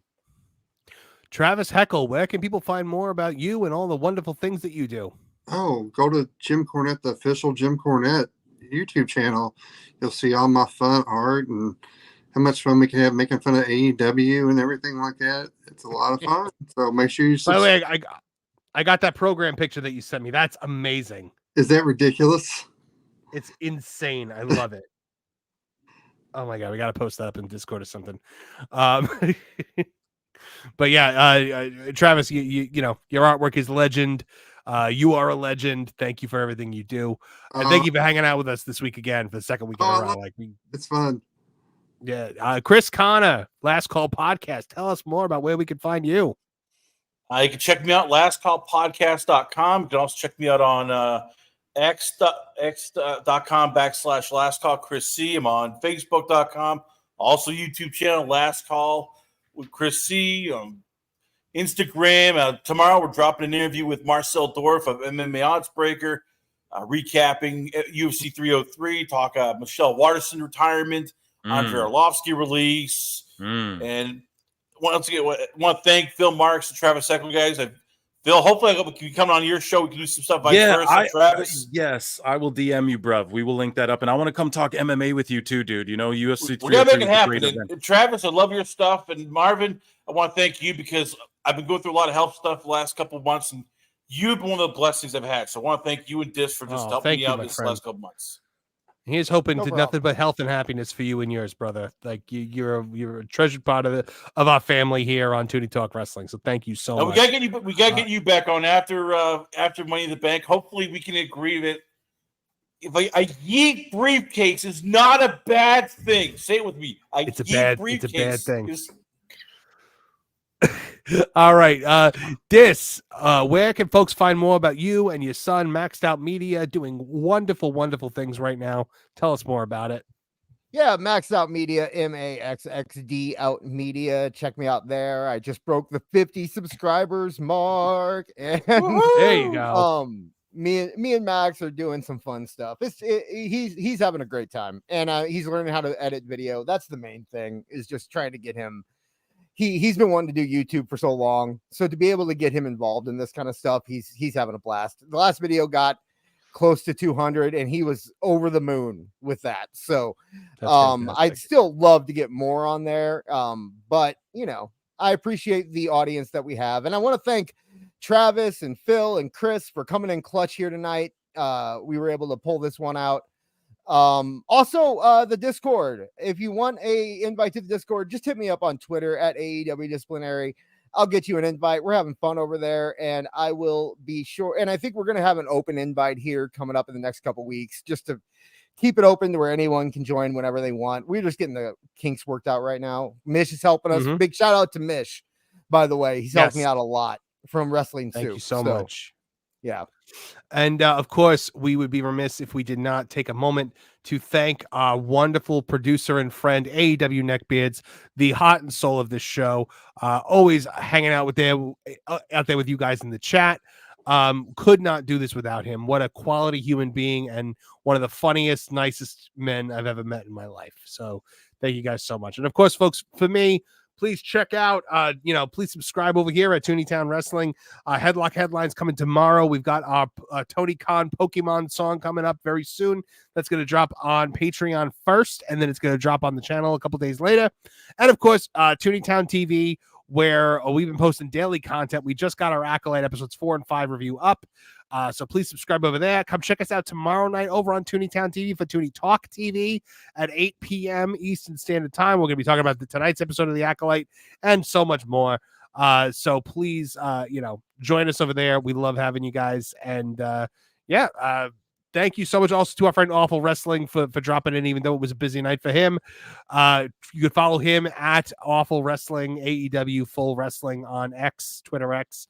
All right. Well, for everyone here tonight, for all of us here at Tooney Town Wrestling, I'm Marvin the Movie Monster. Now get out of here!